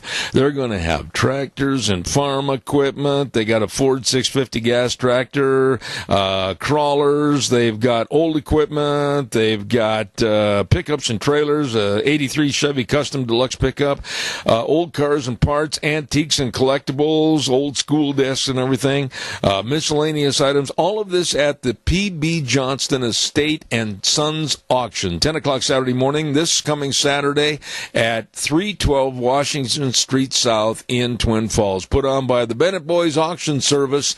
There is no sale too big. There is no sale too small. The Bennett Boys, yep, they sell them all. All righty. Coming up next hour, let me see, I got to make a note here. Coming up next hour, we've got one of my favorite guests coming on the program, Megan Barth, and we're going to be talking about the border situation. And then at 10:32 this morning, I called and got in contact with an old friend back in Illinois, Dr. Alvin Schmidt, a noted author and theologian, and we're going to be talking about what I've been mentioning on my program for quite some time, and that's and I'm going to be blunt, the cowardice of pastors in churches to really take the reins and help the community. We're going to talk about that at 10:30 this morning. Right now, we're going to send it over to Wheels. We'll be back in 7 minutes.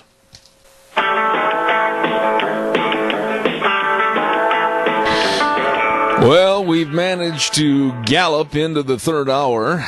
Time to kind of rein back a little bit and give the horse a little breathing air and say, hey, wait a minute. We're glad to be back on the air for hour number 3 with our major sponsor, your Magic Valley Les Schwab Tire Centers. All 7 locations serving you with the best of tires for your safe driving. And, of course, some of our great advertisers like Burley Physical Therapy and Rehabilitation at 1263 Bennett Avenue, Suite 2 in Burley, helping you get back to being you. We're not going to waste any time. I want to get right into this conversation with one of my favorite guests that I look forward to having on the air. She is the co-chair of Red Wave America PAC and founder of the ReaganBabe.com. Good morning down in Las Vegas, which I went through a week ago, and it was cold. Megan Barth, how are you? Zeb, I'm doing well. Were you here when it snowed? I left Wickenburg, Arizona a week ago on Monday and drove through Wickiup and Kingman in the snow, hit Las Vegas and it snowed, and I'll tell you, it was one of the most depressing trips I've ever spent. Sorry about that. But it was quite an anomaly to get 7-8 inches of snow here in the valley. I'm having a hard time hearing you. If you're on a speakerphone, could we transition to the handheld because it's not coming through very well? I apologize. Sure, no problem. Is that a little better? Yeah, lots. Thank you very much. Megan, I got to tell you that my temper is now stretched to the limit with the Democrats on all the evil that they're trying to pursue and promote to the American public. And I want the wall, for instance. I want it built. I want to stop illegal immigration. I want to stop the bad guys from coming in here. I don't care if the wall's 50 feet high and then it's manned by our National Guard. And it seems like the left and the Democrats are going to continually mess this thing up so that we have a no borders country. How far off am I? Oh, no, I think you're spot on. When you look at the Democrat Party platform, it is a party of open borders, it is a party of late-term abortion, and it is a party of higher taxes. This is something that and it is the party of socialism. So with those four planks, it's not a real winning strategy. However, I believe that they're hoping that enough millennials will show up at the polls in order to give them absolute totalitarian power. Open borders is necessary for the Democrats, specifically because we see a rise in favorability in the polls, specifically for Donald Trump, amongst Hispanic Americans and Black Americans. And Democrats could always count on Hispanic and Black Americans to give them power. But illegal aliens actually are a faction, criminals, of the Democrat Party that they rely on to give them power. Illegal aliens are counted in the census, which gives Democrats more representation in states with high illegal alien populations. And then illegal aliens also can wind up on the voter rolls because there's not one state in the union, and Democrats know this, that check for the citizenship of registered voters. There'll be probably some progressive listening that says, yeah, but you have to check a box whether you're a citizen or not, to register to vote. Do you really think the Democrats care about the law? Mm-hmm. And so we see that it's a party of lawlessness. We see that it's a party of open borders, and they are purposely conflating illegal immigration with legal immigration.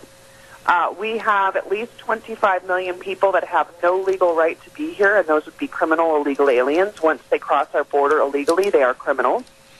I believe that we should actually change the law to make it a felony and automatic deportation.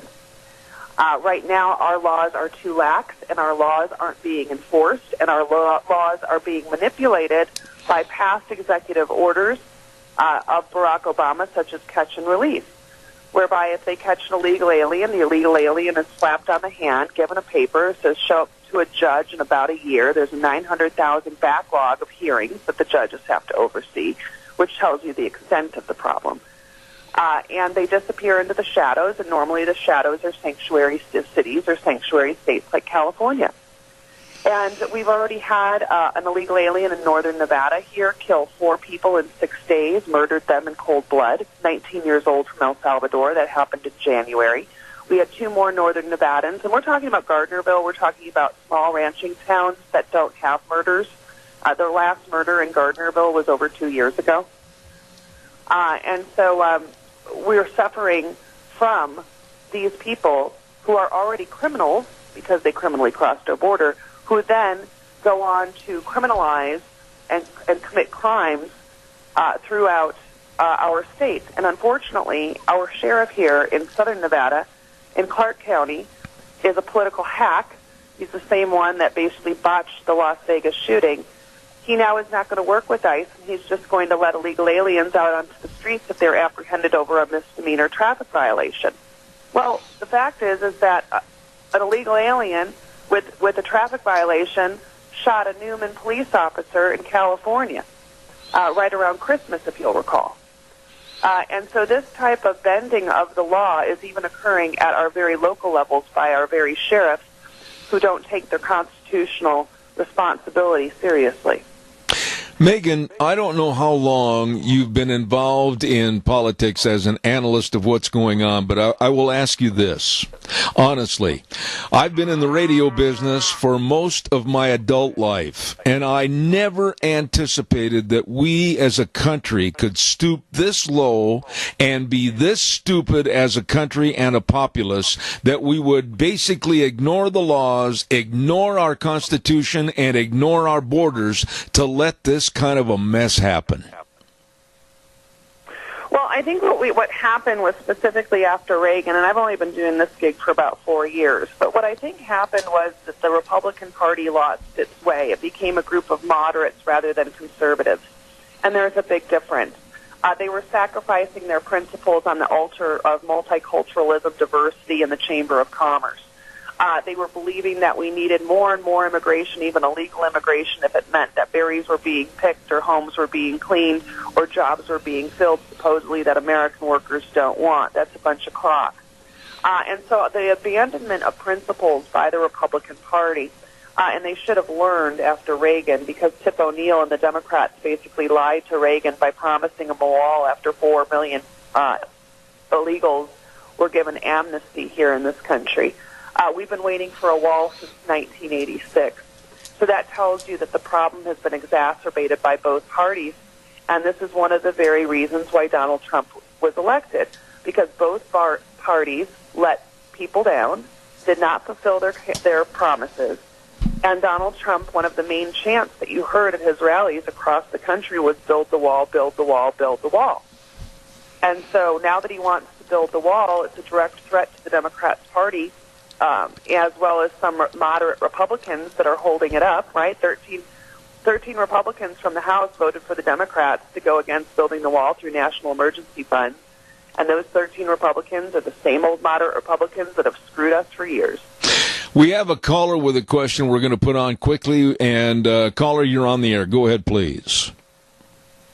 Well, you are from Vegas. My brother lives in Henderson, and he has a business there. He's a contractor, and his regulations are so heavy that you can't even imagine. I do the same thing here, and there's no comparison in the regulation and the cost of what he has to pay compared to what I do. And we know for a fact that in Clark County, there are situations where illegals are driving around without licenses and insurance and getting away with it. In Los Angeles alone, the underground economy, and this includes no insurance, no driver's license, and I do this, they're going to take my license away and shut me down, and the same way with my brother, whether or not he drives illegally or he does something wrong with his contracting. They regulate the hell out of the good people and let the criminals run. I'm hanging up. You know, and I'd like you to respond to that, Megan. He's spot on. Absolutely right. You have more protection being an illegal alien in this country than you do a citizen. Let's keep in mind that the Newman police officer that was gunned down right before Christmas and murdered in cold blood by an illegal alien, he was a legal alien murdered by an illegal alien who had 3 DUIs on his record. I ask you, if you had 1 DUI, would you be driving around? If you had 2, absolutely not. If you had 3, you would be incarcerated. And so these minor traffic offenses that the Democrats keep talking about do include DUIs.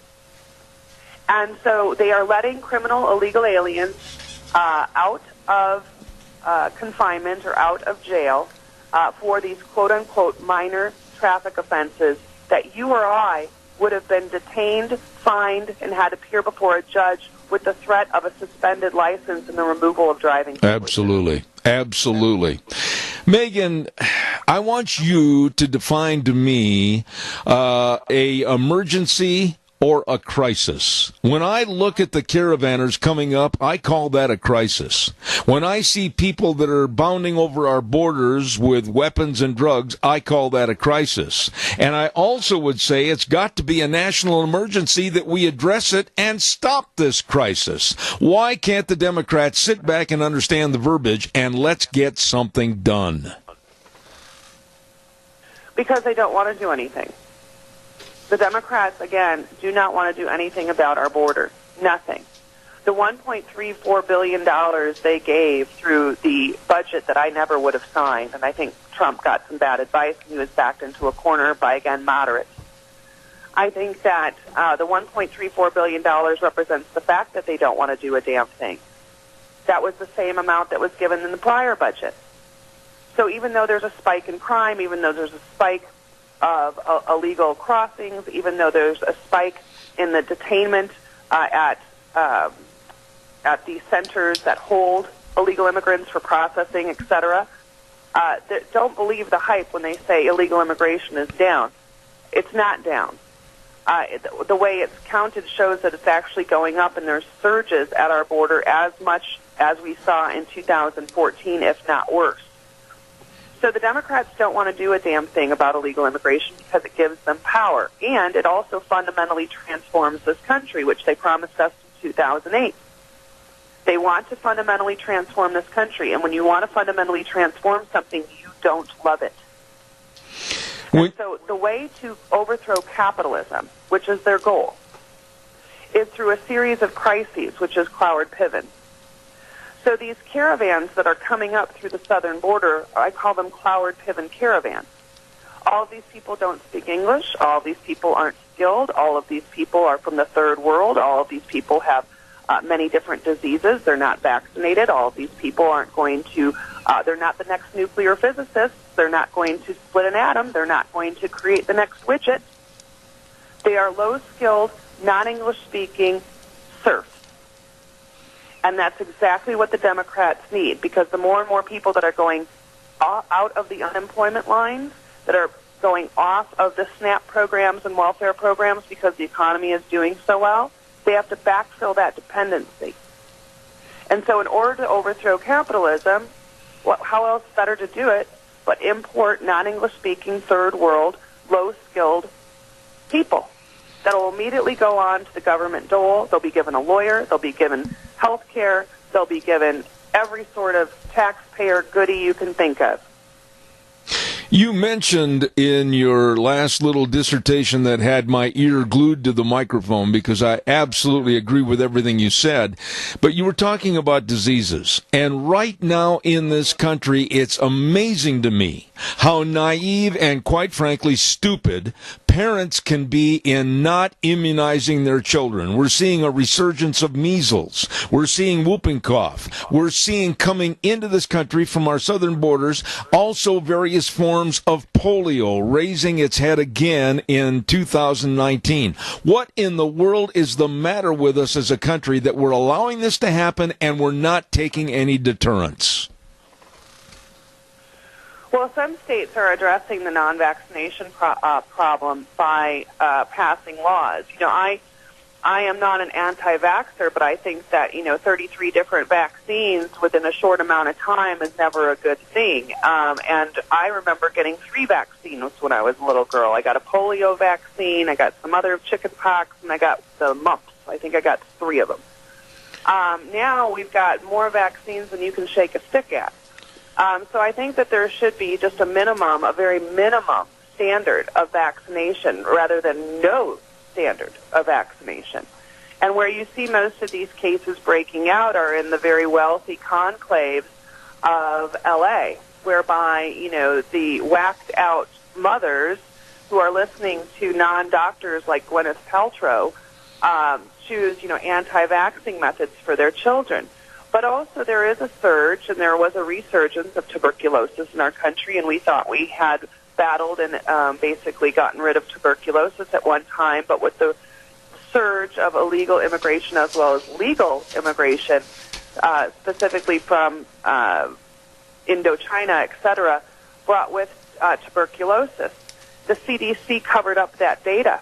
They saw the surge, and this was back in 2012, they saw the surge in tuberculosis. They recommended that all of their employees get vaccinated against tuberculosis, but didn't know how to approach the crisis publicly because they didn't want to smear the immigrants. So they chose political correctness over safety. And I wrote about it. And it was a very disturbing article I had to write. So there are plenty of complications and plenty of health hazards and plenty of financial complications that come with illegal immigration, and that's just fine with the Democrats. That is just fine with them. Because they love breaking the law more than they love enforcing the law, and they hate this country and hate this president, or they hate this president more than they love this country. Because honestly, how do you love something that you want to fundamentally, or you demand that needs fundamental transformation? You simply don't. And in order to fundamentally transform this country, they're going to rely on open borders and illegal immigration.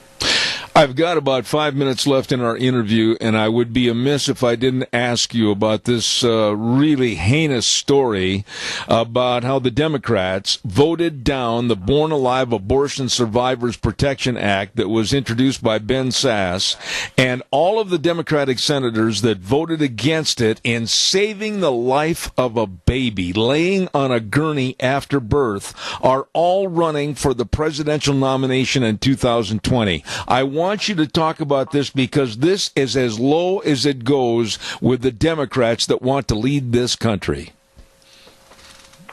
Yeah, and I really hope they go down the eugenicist route. their party basically has supported eugenicists back since the day of Margaret Sanger, who founded Planned Parenthood. And Margaret Sanger believed in massive human extinction, specifically races like black Americans. As Ruth Bader Ginsburg said, she believed at the time that Roe v. Wade was passed that certain populations needed to be lessened. And I believe that Ruth Bader Ginsburg was directly referring to black people. She was very clear in her interview with the New York Magazine back in, I think, 2013.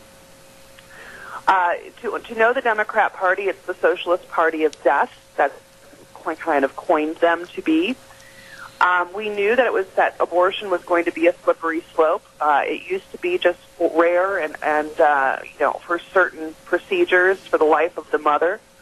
Now it has become health care. Now it has become reproductive justice. And now it has become the murder of infants that have survived an abortion.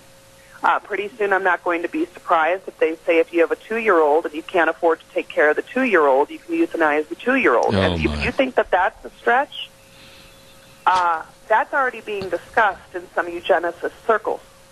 Oh, my God. So, yes. And so in New York, for example, because they passed that law, abortion on demand, and basically live birth abortion, a woman who was murdered, who was pregnant, her perpetrator was only sentenced, or at least charged, rather, with the murder of the woman, because they don't recognize now a pregnant woman as carrying a life. You know, I sit here, and honestly, it brings tears to my eyes because I love my family. I've got grandsons, 5 grandsons, and I sit here and I wonder whatever happened to the value and respect for life. Here we're talking about infanticide and murder, and on the other side of the coin, there's a big push for elderly, kind of a hemlock society that they're pushing and furthering in this country. Have we lost our humanity in this country, Megan? No, I just think the Democrats have, and I don't think the Democrats represent the country. A study, or rather a poll that came out last week, I was very happy to see 50% of suburban women have left the Democrat Party and have a favorable opinion of Donald Trump. Now, this is a huge 180-degree turn since the 2018 midterm elections. What do I think that is driving this? And suburban women are very important to Donald Trump. They are a voting bloc that we need, and I never understood why they would never vote for Donald Trump. I mean, even if they don't like his tweets, even if they don't like maybe his past history of womanizing, whatever it is, you cannot stand on the side of the Democrats who now believe in infanticide. There is no woman that I know that would believe that infanticide is a moral legislation or moral choice. And also, suburban women are impacted by not only the tax cuts, but they're impacted by illegal immigration. They see what illegal immigration is doing to their communities. They see what illegal immigration is doing to their schools. They see what illegal immigration is doing to their hospitals. And so they want safety. They have a concern of safety. And they also support the wall. They also support the national emergency. So the further the Democrats go communist, the more middle that the Republicans have to pick up. And that includes black Americans, Hispanic Americans, all which have record high approval ratings with this president, as well as suburban women.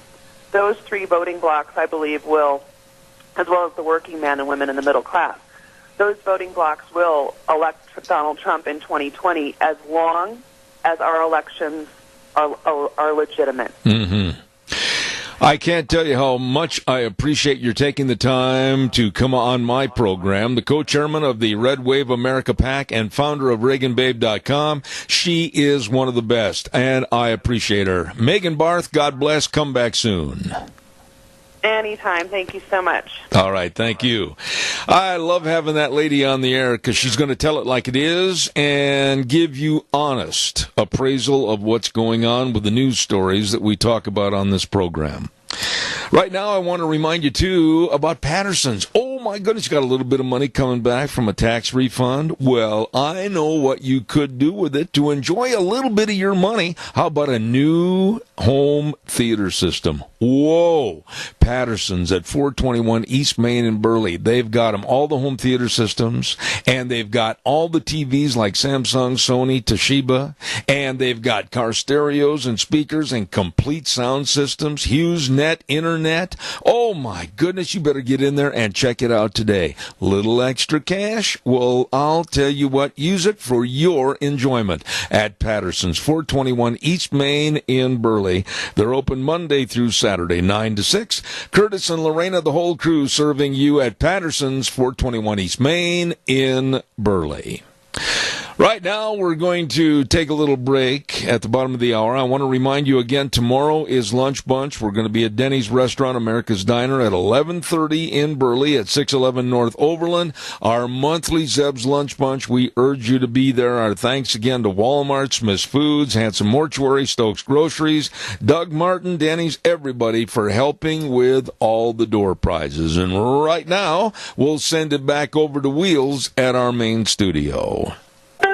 And now, back to Zeb at the Ranch on AM 1230 KBAR. To reach Zeb, call 436-2244 or toll free 1-866-927-4587. And now, here is Zeb Bell. Thank you very much, and welcome to our last half hour. And I want to start this half hour by saying that I've been very blessed on this program of meeting and acquainting myself with some of the top people in various fields all across this great United States, and for that matter, the world.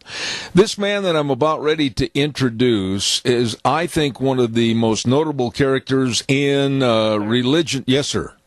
I'm still trying to get him on the phone. For some reason, I'm not, able to get through, so I'm still trying. Well, let's verify the number, 314-395-0214. Yes, sir, that's right. All right, keep calling. Thank you. As I started to say a moment ago, hopefully we can get Dr. Alvin Schmidt on the line. We talked to him yesterday and said he was going to be there, and we certainly hope that is the case.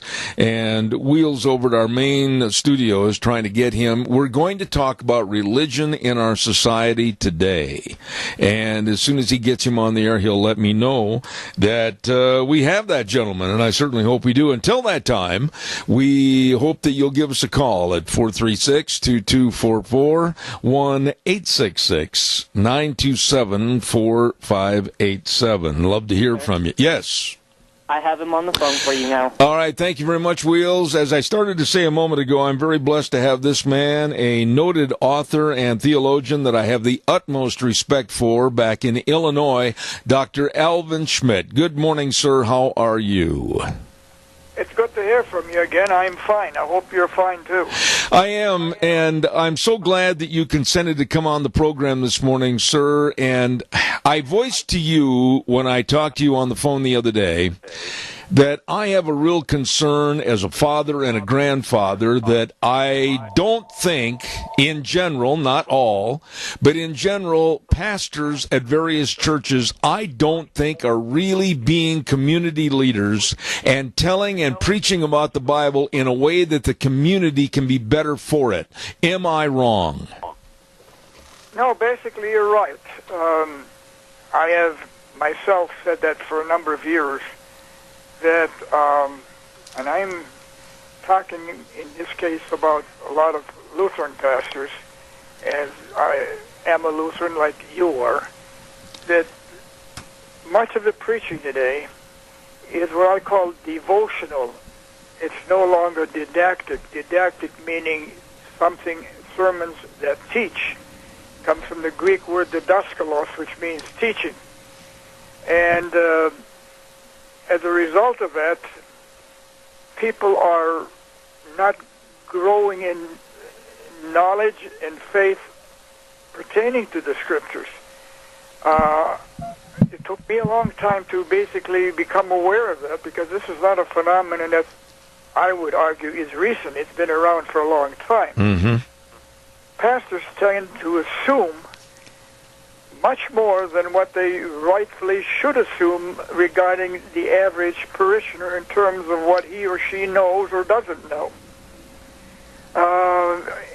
And I myself was for a number of years guilty of that particular thing until slowly and I sometimes discover that when you talk to a very faithful, regularly attending church member, that you ask them, what does the first or the second or the 9th commandment refer to? They're tongue-tied. They don't know. Why don't they know, is what I finally asked myself. Because pastors have not preached about those particular items. In other words, again, they have not taught them the 10 commandments.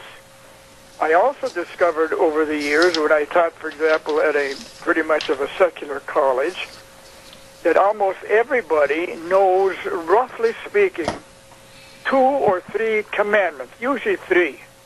And you don't have to even been in church to know those 3. For example, you shall not murder. Everybody knows that without ever having looked or read the Bible. Another one is, you should not steal. It's still another commandment. And perhaps the 3rd commandment is somehow you should honor your father and mother. None of those, you need to, for example, open the Bible to read it, because you hear this mouthed by people in our culture.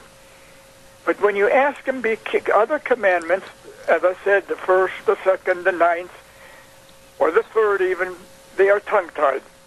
They do not know. In other words, you can only make one conclusion why they don't know, is that they really haven't been hearing it preached and explained in sermons, and sometimes also in other Bible content. Yeah. And that is why, for example, or as I sometimes say, pastors are great for saying, and we see it on the bumper sticker, God loves you. We hear this in sermon, but we never, as a rule, hear why God loves you and how he loves you. Again, to answer those 2 questions, you have to teach. You have to preach didactic sermons. And that is what is not happening. And that's why I think we see, for example, the horrible decline in even in the so-called evangelical community in terms of biblical knowledge. The ignorance is getting worse every time you see a survey taken. Well, Dr. Schmidt, let me say this, and if you think I'm wrong, please feel free to correct me. But I feel that regardless of the denomination, regardless of the pastor or the surroundings in the church, from the pulpit, they with their sermons can help cure, if you will, a lot of the public ills, whether it's about abortion, whether it's about the Muslim influence in this country, whatever the problems are. But I don't think they're being direct enough to get the community and the congregation involved to make things better. Am I wrong? You're right. You're 100% right. You're saying something that I have said many times myself. That's quite right. It's sometimes like they're isolated from reality, that they live in a social cocoon, and that basically expresses it. No, you're absolutely right. It is the purpose, in part, for a pastor not just to preach the gospel, but also, for example, then to inform them what is God's will for the Christians to live out his or her daily life and activities. And as Jesus himself said, if you love me, keep my commandments. When I look at the situation of what's going on in the world today and right here in this United States, and I talked this morning earlier about that bill, the Born Alive Abortion Survivors Protection Act, which was voted down by the Democrats and literally giving license to doctors and nurses to kill newborn infants laying on a gurney. It makes you wonder, what in the world is going on in our society? Have we forgot about God? Have we forgot about the sanctity and respect of life? And are we absolutely that inhumane that we would be adopting these principles today? Yes, we've moved it. I used to tell my students many times, as you know, I'm a retired college professor, a seminary professor as well, that in 1973, when abortion was legalized by the Supreme Court, we turned, as a country, the moral corner. We turned away from morality. And ever since that particular decision, all these other things that you're talking about today, not just pertaining to abortion, but the whole gender philosophy today has all taken place because we no longer have any absolute morality. For years we have been hearing, or students have been hearing in college classrooms, that truth is relative. As a result of that, there are no absolutes. And if there are no absolutes, who is to say, for example, that you cannot kill a baby born right at the time of birth to do so? As Dostoevsky, the Russian novelist, once said, if you finally come to the point where we are, that there is no God, then anything is imaginable, no matter how evil it might be. And that's where we are now. We are, I've often said this myself over the years before we were even where we are today, that we are beginning to become like the Mormons,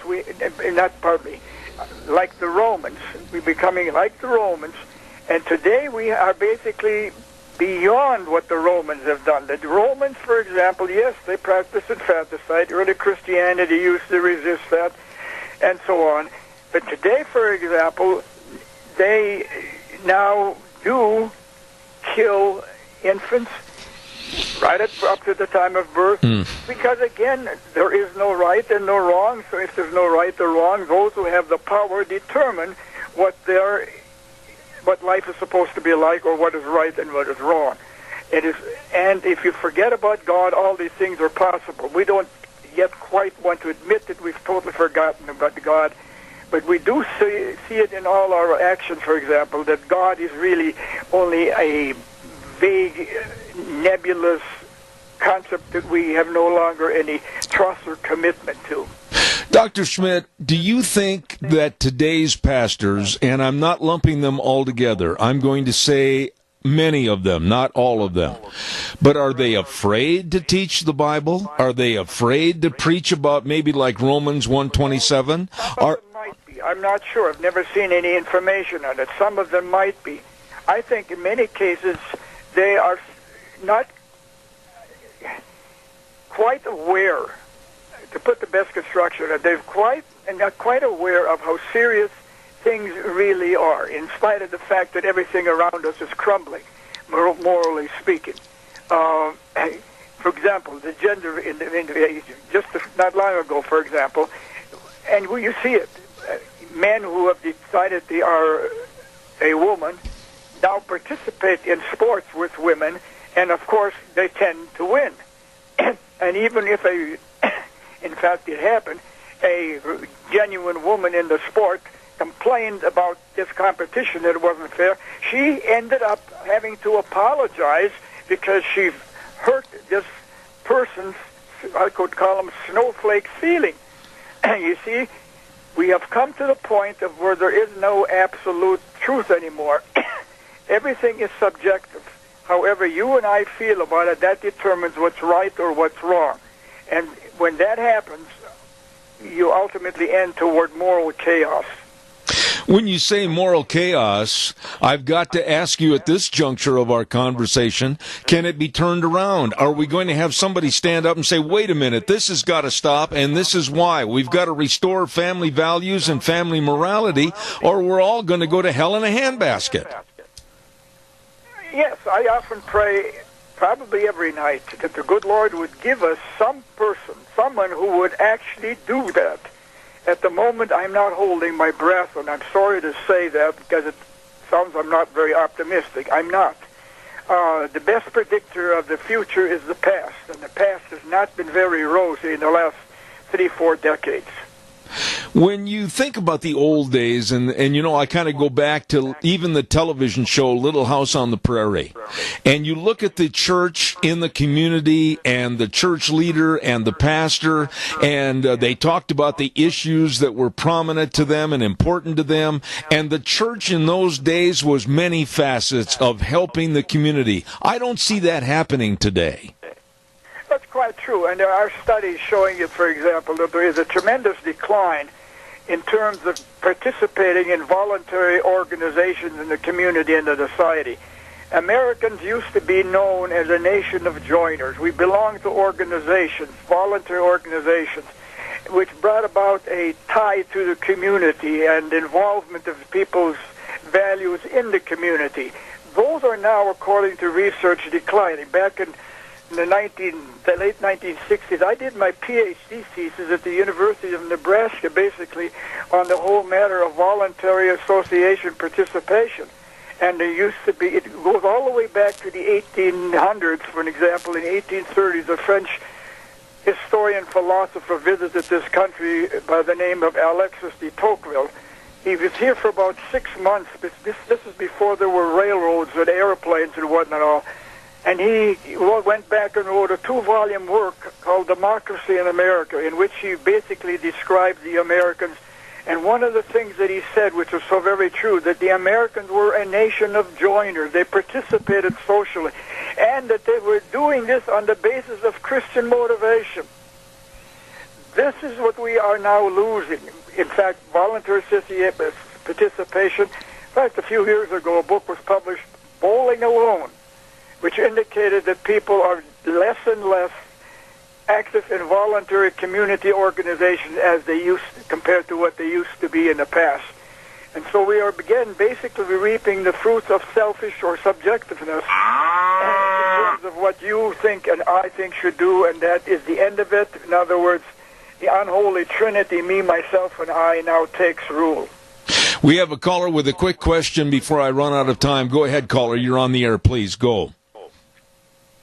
Well, when we back out of our social responsibilities, and that means being a father and a husband and raising our children and loving them and doing the right thing instead of being distracted and selfish.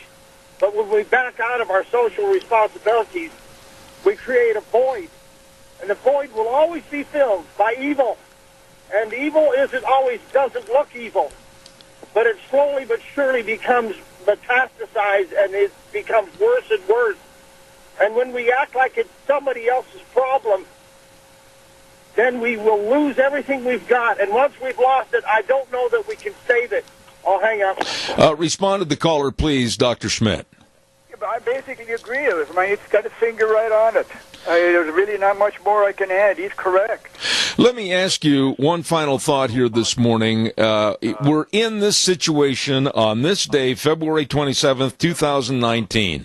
Tell my audience, or maybe you've thought about it and talked to your young students, etc., how in the world can we make some kind of a dent in what's happening and try to make things better? What would you tell people to do?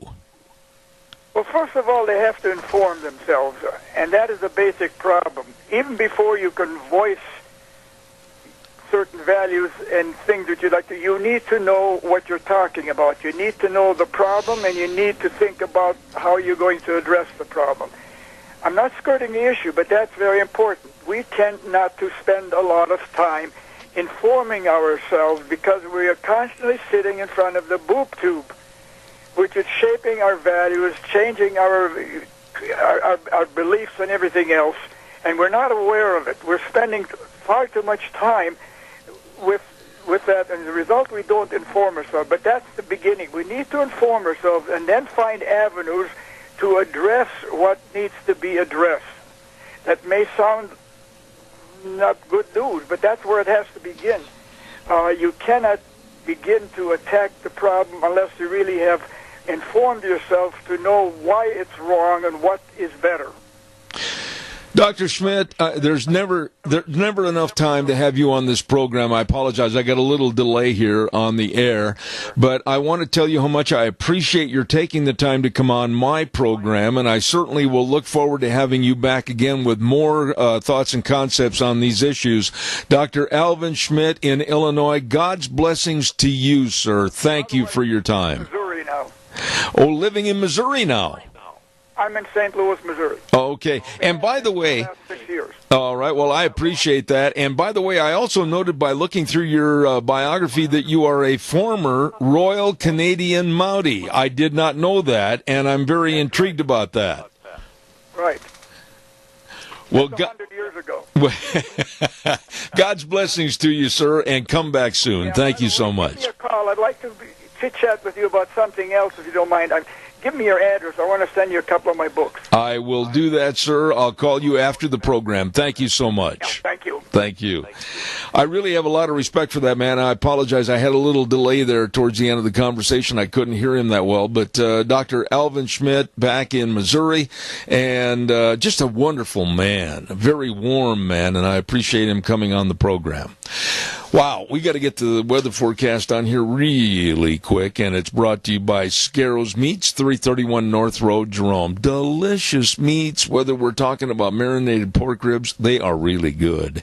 Or whether you're talking about the bratwurst. Don, if you're listening, I sure love your bratwurst. Or, of course, all the different bacons, and they've got just everything is delicious. Tri-tips, oh, the list goes on and on. Please get a hold of them today. Scarrows Meats, 331 North Road, Jerome. The number to call, 324-7657. Right now, here's Gina with a soggy forecast. We are expecting more rain showers today, plus we're in a flood advisory. Here's a look at your weather forecast. Yes, rain showers for today, about a 90% chance. Winds out of the south-southeast at about 10 miles an hour. We are expecting a high of 48 tonight. Those rain showers going to be tapering off. 30% chance we'll move out of that flood advisory, and we are looking at increasing clouds, low of about 35. Tomorrow, rain likely, cloudy skies, high of 46. Winds could gust as high as 25 miles an hour. By Thursday night, 30% chance of rain and or snow showers. Mostly cloudy skies with a low of 24. Hopefully by Friday, we're going to see some sunshine, even though it will be short-lived, with a high of 40. That's a look at your weather forecast for Zeb at the Ranch. She said sunshine will be short-lived. Oh, no! More rain on the way. I looked ahead, and boy, I'll tell you what, who's ever in charge of building the ark, get going on it. We've got more moisture coming.